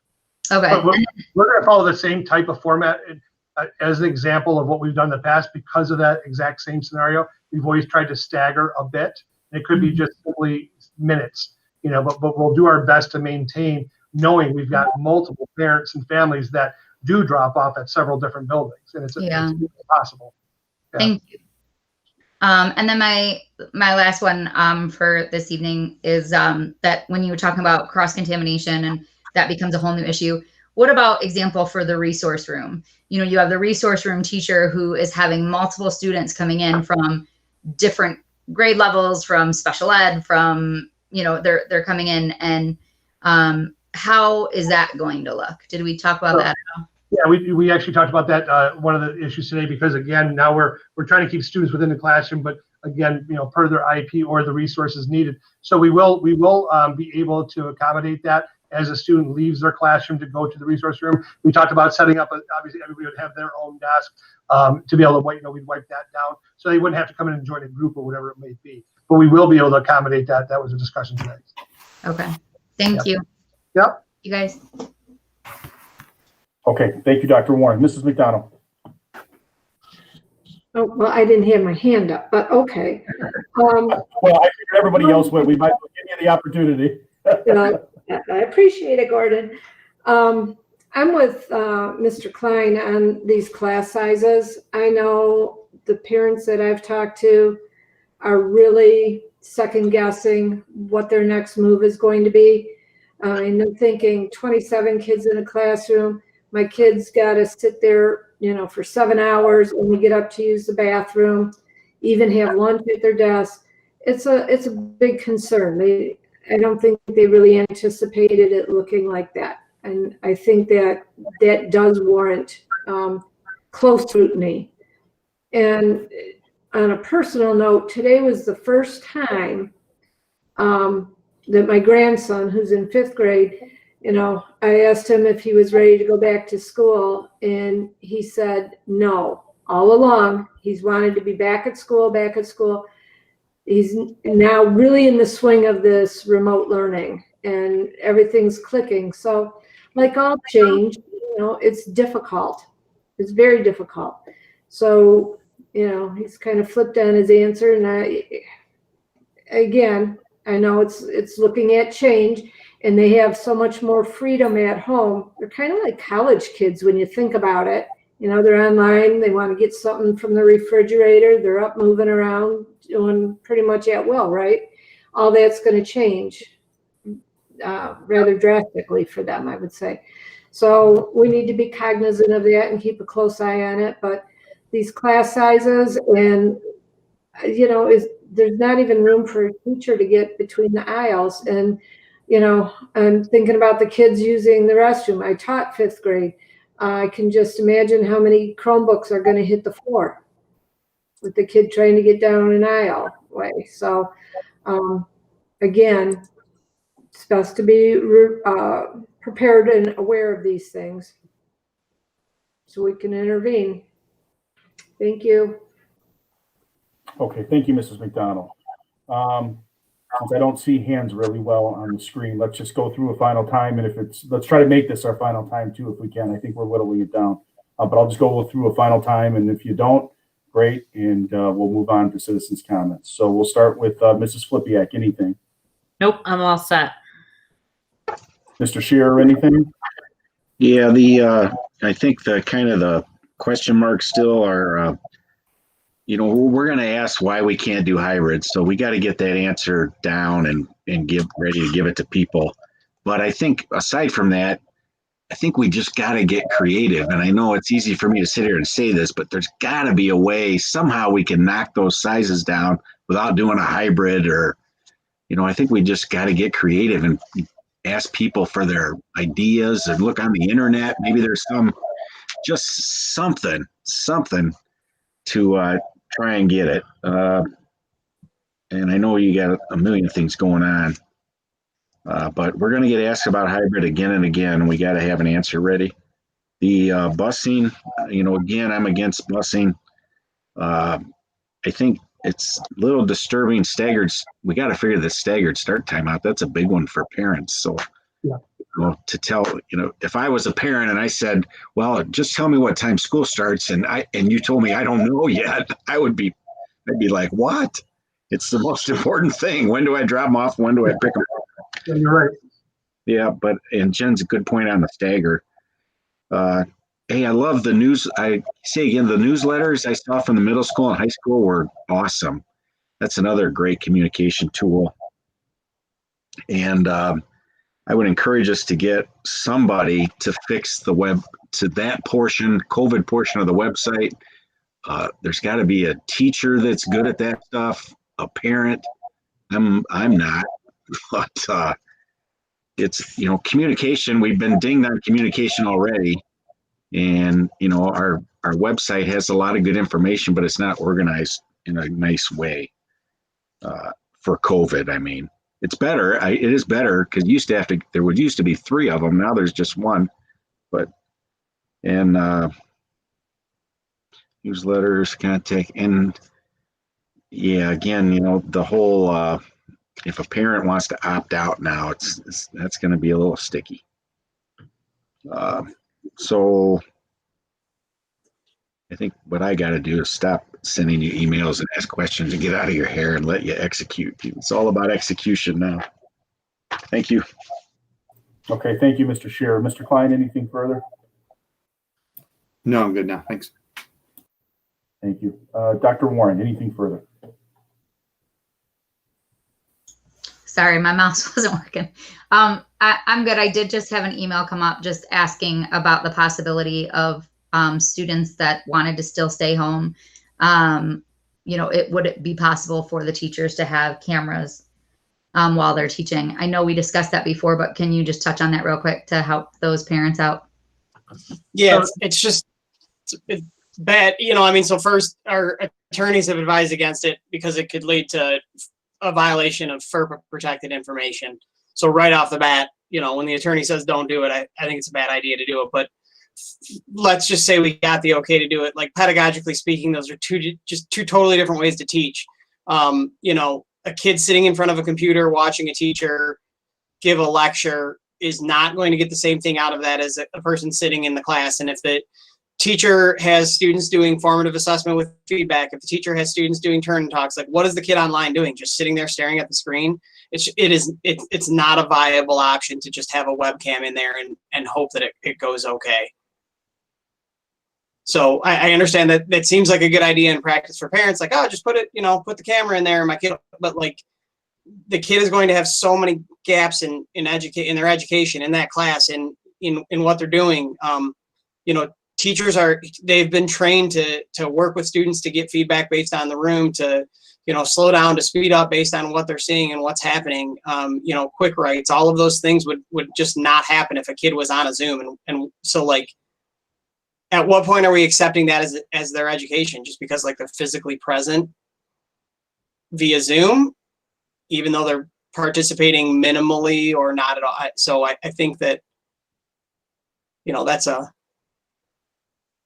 it's a tough one to overcome. All set, Dr. Warren? Okay, Mrs. McDonald, anything further? Well, it sounds like there are a number of us that, weren't comfortable with the answer, John's answer. And somewhere in all this, there are some solutions. And I'm thinking of even the teachers that feel like they must go on a leave. I know that would be a nightmare to schedule, but maybe there's something in that where we could diminish class sizes. I don't know. But these classrooms are very crowded. It's not the best and most conducive way to learn. And the more we can do to help facilitate reducing class sizes, the better, without, suggesting homeschooling or something like that. So I'd like to keep our students here in Allen Park. That's where they wanted to be. That's where their parents bought homes. So I think that's the job here, is to find some creative solutions. And I think we need to just keep working toward that end. Thank you. Thank you. Yeah, I agree with Mr. Klein and everyone else who's followed afterwards about, not crazy about that answer. It seems a little firm given the nature of the times we're living in. So I'm sure, knowing John and Mike, Dr. Tefelsky and Mike, Mr. Darga, I'm sure they'll continue to think about that. I hope that they will, and I'm sure there'll be some private conversations as well. So it sounds to me like a number of the board members would like to see something other than a hard no, something a little softer given the circumstances. May not be possible, but let's not give up on looking for an answer. Just like Ms. McDonald said, let's exhaust our search for solutions. Okay. Dr. Tefelsky, we are on to citizens' comments. Yep. So let me refresh real quick. Okay. Janine Fournier. I want the children to return to school when it is safe to do so. My concern is the amount of time of school when there is an exposure to a classroom setting. Has anyone taken into consideration the impact of constant in and out of the classroom when quarantining a classroom, as well as siblings? Who will teach the kids at that point? What are the remote children getting their consistent flow of their teacher? How will an in and out of school impact the kids? A big kudos to the AP staff, but the true heroes, our teachers, get a huge pat on the back. Thank you for teaching the future generation. Mary Glagola. Hi, I don't feel school should go back. If we are going to put them back, then percentages go up, then we pull them out. It will be back and forth and not fair to kids or parents. Other districts are staying out until November 9th or January. We want them back in, but not if we have to keep going back in and then back online. Please think about that before a decision is made. Thank you. Nicole Adkins. I would like to know when the waves start to begin, and half our kids are still at home remote learning, and our kids are our kids getting Chromebooks anytime so that they are able to have new ones. Erica Velez Gobea, and Erica, I apologize if I pronounced your name wrong. It has been mentioned that upon returning to school, students would not be using lockers. If that is the case, what will the process be for students carrying all of their belongings to class for their school day? Students have not been able to use backpacks to carry belongings to class in the past for safety reasons. If this changes, how will you monitor backpacks in the classroom to help ensure our child's safety? Jessica Keaton, will latchkey be available when they go back face-to-face? Amanda Beck, can you clarify how long each wave will be? 2 days, 1 week, etc. Deborah Mahalik, and Deborah, I apologize if I pronounced your name wrong. The current rate of COVID-19 is up to 10% of children being affected. This is up 6% from April. This is not the proper time to return to face-to-face learning for children. Dan Smith, thank you, Dr. Warren, for being the only person on this board to stand up and not vote for the ridiculous plan that was created by Darga and his sidekick Tefelsky. Shame on every single one of you on this board who has stayed silent, not challenging the plan or even asked questions. Instead, laughed at each other's jokes and patted each other on the back. Teachers are struggling, kids are crying and full of anxiety. This is a nightmare for working parents. This board has continued to do nothing. If you are not going to do your job, resign so we can get people in here that will actually represent us, working taxpayer parents in the district. All of this for a virus that 99.9% of children would recover from. The rest of us are working. I ask the board to wake up and do the job they were elected to do. Tim Scott, thank you for reading my question. The CDC guidelines for airborne contaminant removal requires air inside a building, schools in this instance, to be recirculated at least 4 times per hour. From the relationships I have with the existing AP staff, it is my understanding that the HVAC systems in most all of our AP schools do not meet those CDC guidelines. Before the board makes any final decisions as to whether it is safe to send our children and staff back to school, potentially risking not only the students and staff, but their families at home, the school board and AP community should see the data on the record proving air quality in the schools meets the minimum standards set by the CDC. Having a vote on a single arbitrary metric when we know the number of cases in Michigan are on the rise I would think not at least knowing about schools' HVAC infrastructure would be negligent of the board and the school leadership. You've had 6 months to plan. I'm sure you know whether HVAC systems in our schools are up to expected standards. If not, what's the plan? Are you buying air purifiers for each classroom? Or are you doing nothing and just crossing your fingers that there isn't an outbreak? I'm frustrated that there are many reasons, including wanting my kid to be in school. However, you're voting tonight to potentially start sending kids back to school next week.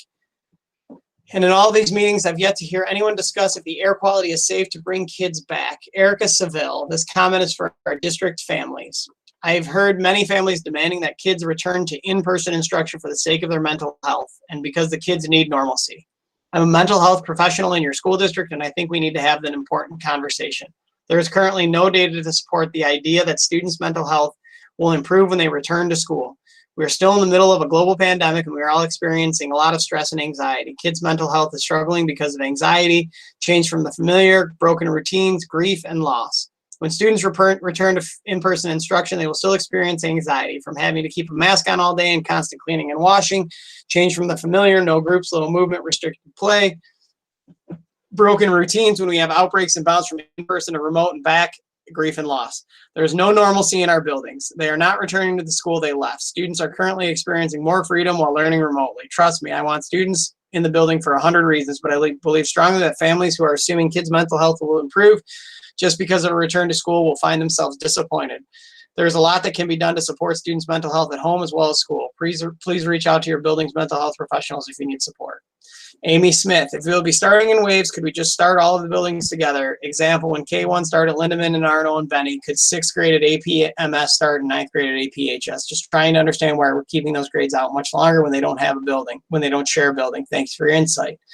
Yolanda McNeese, I beg you to please allow our children back in the classroom. I have 4 children in the district and my 5th grade twins are suffering the most. They need face-to-face instruction. I don't have enough room in my house for all of them to have a quiet place to work, and the constant distraction and internet issues are truly taking a toll on them.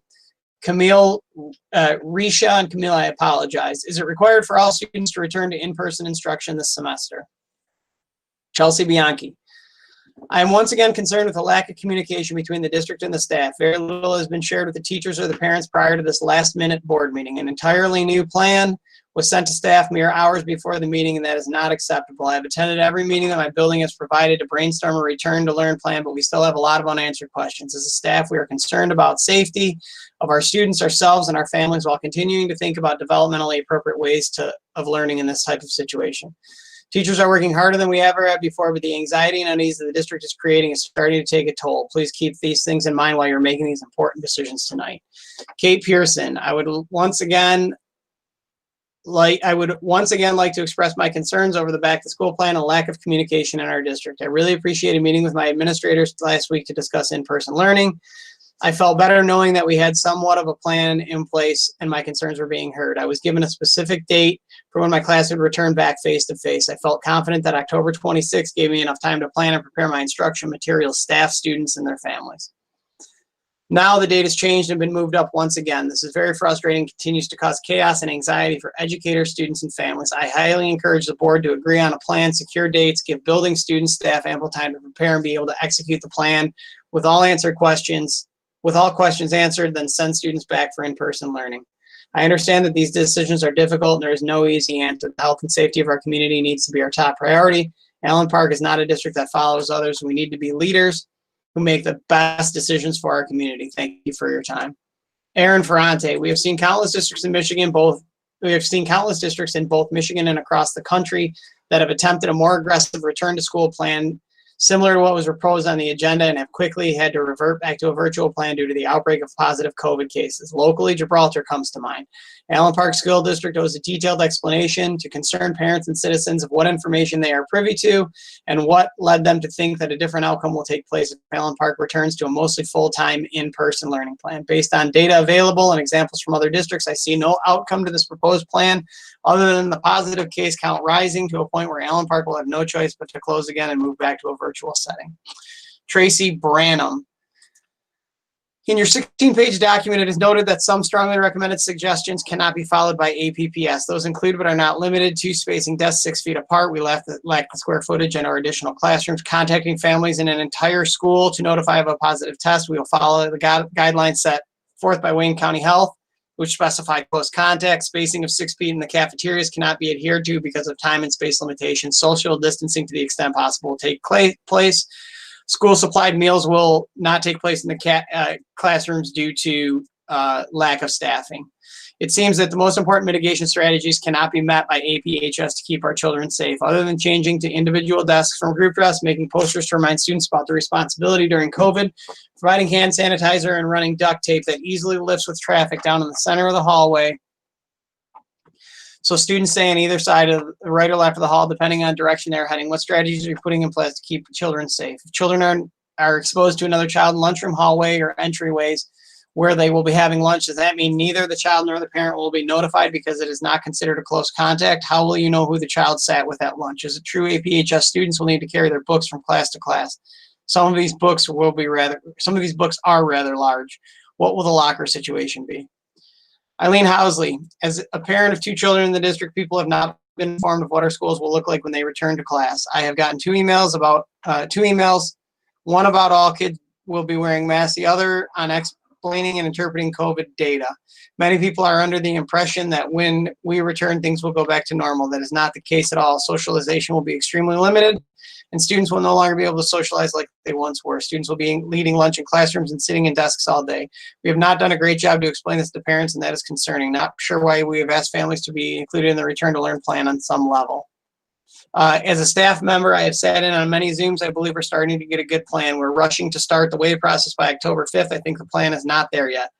As a staff member, we are still working on what our day looks like. A lot of our principals are still working on the details, and things keep changing daily for them as well. I personally think it's too soon to return until we have a solid plan that has been communicated to families. I want a plan that makes me feel safe as both an educator and a parent. There are too many important questions that need to be talked about. We need to take some time to come up with a comprehensive plan that makes sure everyone is safe. Sarah Riley, we appreciate Mr. Darga sharing the plan prior to public announcement. It's important that the staff is one of the first groups to know. Thank you. Katie Borello, our children are currently enrolled as virtual students. We made this as a choice in part due to lack of reasonable safety plan for in-person learning. I sincerely hope you'll present and approve a safe plan tonight. Please consider the following points as you make decisions. There is absolutely no way you can ensure a child safety in a tiny classroom packed with 25 students. Class size and spacing should be your primary concern as you consider a return to school. This cannot be an issue where you simply say there is nothing we can do. You must get creative. Additionally, the pacing of your return does not allow time to conclude if each return with students was successful. 1 week, ridiculous. Each new addition should be at least 3 weeks in length before a new subgroup returns. That will give the district time to assess, modify as needed, or pause if or when outbreaks occur. Returning to in-person learning is going to create a double workload for your teacher, whether you realize it or not. Provide them with enough planning time and flexibility so they don't have to choose between their career and their family. Allow them to work from home when possible. Give them choices and be understanding. Listen to them. Teachers are an irreplaceable human asset, more important than any desks or Chromebooks you can purchase. Take whatever means necessary to protect the district's most valuable investment, our teachers. As you're making these decisions, please remember these things. Amber Dillon, in regard to virtual learning, we really need some kind of option for these elective classes or need them not to count towards GPAs or something. These classes are 1, not middle school level, 2, extremely time consuming, and 3, robotics class have a ridiculously long and expensive supply list. There are several instances where my student has been told to work in a group, which isn't practical at this time. I remember being told prior to school starting that there will be options for elective classes for virtual learners. How can we fix this so they are more along the lines of regular school electives, foreign language, art, gym, etc.? Thank you. Tim Scott, thank you for your detailed information about the HVAC systems. Joel Berkey, explain the senior schedule again, face-to-face and virtual obligations. Amy Stickler, thank you for your careful consideration of bringing your kids and staff back safely. I saw that you want home training done before kids come to school. Just wanted to mention there seems to be a shortage of thermometers at local stores. Kara Fogarty, please let our kids go back to school. My children are suffering academically and emotionally. I can't be a full-time teacher and work full-time to provide for my family. I hired a tutor and I can't afford and feel like I'm failing my children because schools are failing them. Amy Masala, can students who have their own laptops be allowed to use them in school upon return? I know there's a Wi-Fi password concern. Students aren't allowed to have that password. Karen Leiby, if teachers at the high school are able to teach students both remote and in person, why can't that be done at all levels, young 5s through seniors? This would allow families to keep their students at home if they want, while still allowing students to attend if they need to. If kids can stay home, then there will be greater opportunity for those in classrooms to be socially distanced, more than 18 inches that it is now. Also, how can we agree to this plan to start to return face-to-face learning when there are still so many unanswered questions? There are only 2 business days left to figure this out before kids would start returning on October 5th. If we still don't know what staff are returning, how can we bring kids back? Right now, my student has a ton of materials that have been sent home by his amazing teachers. Will he be expected to bring all of those materials back and forth each day since we don't know when the school will be shut down? If so, that's a lot for little kids. If not, then how will they be prepared for class when they're forced to go remote? Amanda Beck, the discussion right now during the board meeting is very confusing. There are questions being asked about remote students being able to ask questions during class. The expectation has been communicated is that all remote students are expected to return in person. So what circumstance would there be remote students at home participating and in an in-person class? How can the teacher teach to an in-person class and students teach remotely? And where would the students remotely be coming from if Calvert and the virtual students are remaining via Calvert? Linda Ford. With the lack of space in classrooms, social distancing will not be an option. For the safety of students and teachers, everyone needs to be screened each morning before entering schools. To ensure the safety, everyone needs of this, to ensure the safety, this needs to be done at schools. I understand that you are in a very difficult position right now, but I ask when these decisions are being made, each of you consider what it is like to be in the classroom every day. I find it interesting that these meetings are still being held virtually when students are expected to return as early as Monday. Amy Masala, why the 14-day quarantine for exposure? The CDC that removed that recommendation weeks ago. So if my children are in a classroom where another student tests positive, my child does not test positive, she has to stay home for 14 days, and the entire class would have to quarantine as well, including the teacher. Jalen Sims, Allen Park High School band teacher. Marching band is back. We've been practicing for the past 2 weeks. Brass woodwinds, drumline, color guard, and their coach. Majorettes and drum majors, everyone is back. Students are split into 2 groups for practice to increase social distancing. If there's a student who wants to join, please have them contact me, sims@appublicschools.com. Terry Mock, and Terry, I apologize if I pronounced your name wrong. As the mother of a high school ASD student, I would like to know why these students are not scheduled to return on October 12th. Nicole Adkins, when we come back to school, do we provide the teacher the items teachers were asking for, as example, pencils, crayons, etc.? Shannon Marseille, thank you for all the time you're putting in to get the kids back in school. As much as we want the kids back, I feel there's a lot of we are working on that, and we need to figure that part out, as well as concerns from the board about issues, for example, class sizes and social distancing. The response is we can't accommodate that in Allen Park. If that's a concern, a big concern, the answer shouldn't just be acceptable. There shouldn't be a rush from the administration or the board to return. There are still so many cracks and concerns in the plan, so many unanswered questions still. I know parents are pushing to have their kids back in the buildings, but keep in mind there are a lot of parents and kids who are very hesitant to step through those doors. It goes both ways. Nicole Adkins, there are multiple masks, gaiters, cotton, cloth, surgical, which would be required for students. Laura Lukey, if proximity is a major concern in the classroom, could plexiglass dividers be the solution to our lack of space to keep everyone more protected? Adriana Serrano, hold on, I'm sorry. I'll merge this so that I can read it. What I have observed from this board meeting and the building meetings I have attended the last 2 weeks is there are still a lot of unknowns and many concerns that are not figured out yet. October 5th is a few days away. One of the biggest concerns that keeps circulating is the amount of space in classrooms and how it does not allow for social distancing. Currently, class sizes are larger in some grade levels than others, not including the students who are virtual. If and when virtual students return to in-person, this would increase class sizes even more, therefore lessening to 1 to 2 feet between the desks, which isn't social distancing to begin with. It is also my impression that students will be eating in the classroom a few times a day with their masks, without their masks on within close distance. Teachers are being asked to clean desks throughout the day when students are in the classroom. I could continue on about the lack of social distancing that will be taking place, but it seems like there are many situations that students and staff members could be put in a nerve-wracking, it is what it is, doesn't sit well when you are taking into consideration the health of a student, teacher, or community member. This isn't a comment about whether I feel we should be back or not. These are my thoughts and observations after attending every meeting that I possibly can attend and asking questions, just as the board suggested 2 weeks ago. We are slated to start back school in a few days, and plans and information have been changing by the day, such as temperature checks not occurring anymore as of this board meeting, a change in start dates, etc. Emma Anderson, since there will be no locker usage or backpacks allowed this year.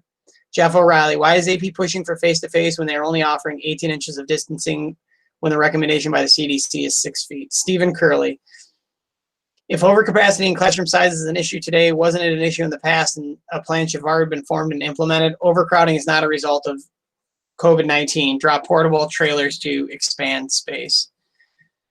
Jennifer Buffa, and hold on, wrap this one too. Do you really think families will be checking temperatures every morning? I can't believe this is something we are willing to risk. Please people send their children to school sick all the time. You want the waves to begin in just a few days, but seem to have no full plans or answers to our many questions. And the comment about if you're still uncomfortable with our plan, recommend we find another district is outrageous and disappointing. I have a concern about all the cleaning chemicals we will be exposed to. This is a new one from Brittany Ridenauer. I have a concern about all the cleaning chemicals we will be exposed to if we're required to be cleaning multiple times a day, and then we're getting fogged on Wednesdays. I know the ventilation system is being updated, but how safe are the chemicals? What about kids and teachers with asthma or chemical sensitivities? And I'll refresh one last time, but I think that's it. That's it. Okay, thank you, Dr. Kofelsky. We've had our administrators here for 3 hours now, so not being a normal board meeting, if we could make the most out of hurrying through our reports of officers, I'm sure it would be appreciated. So let's go through that. Mrs. Flipiak, any report? No report. Mr. Shearer, any report? No report. Mr. Klein? No, I don't have a report other than to say thank you to everybody who's now looking like a first line worker at Allen Park Public Schools. So if you're coming back and working, thank you. I know this is gonna be a tough time, and thank you to the families. Okay, Dr. Warren. Same, just a big thank you. I heard Mr. Darga mention Karen Gobus's name quite a few times in the lunch crew, and you're right. It's not that they necessarily go unnoticed, but sometimes, we get so concerned with teaching and education, which obviously is a huge part of it. So I definitely want to thank you guys too. And as I have said this entire time, teachers, you guys rock. My kids love you and adore you. And I thank you. And thank you for all the emails that have been coming through as well. Okay, thank you, Dr. Warren. Mrs. McDonald. I echo the thanks that have been expressed. The teachers have been doing an amazing job. The change was not comfortable at first. It's getting more comfortable. And we're facing now yet another change. Let's just keep thinking creatively and out of the box and come up with some viable solutions. Thank you. Thank you, Mr. McDonald. I'll just summarize by saying, again, as I've said all the way through this, none of us wants to be here making these decisions, to be perfectly honest with you. This is something that we wish we were September 30th, 2019, not September 30th, 2020. But the fact is we're here. And, the most important thing at this point is, the health and safety of all of all of the students and staff members throughout the district at this point. And I implore everyone to social distance as much as possible, wear masks, wash your hands. And I'm under no illusions that there won't be some stops and starts. I think Mr. Klein's dead right on that. But I hope everybody will put their full effort into giving this a genuine effort, to taking care of their own homes if someone is sick, being honest with it, and taking care of each other, because we will either succeed as a district together or we won't. So a big thank you to everybody, not just going forward, but also for the immense amount of work that's been done in the last several weeks, months, from teachers, staff, administrators, and to my colleagues on the board who've worked harder than we've probably ever worked before. So with that, I will be quiet and get these guys home and look for a motion to adjourn. Motion. Second. The moved and supported. Any questions or concerns? All those in favor say aye. Aye. Aye. Thank you, everyone.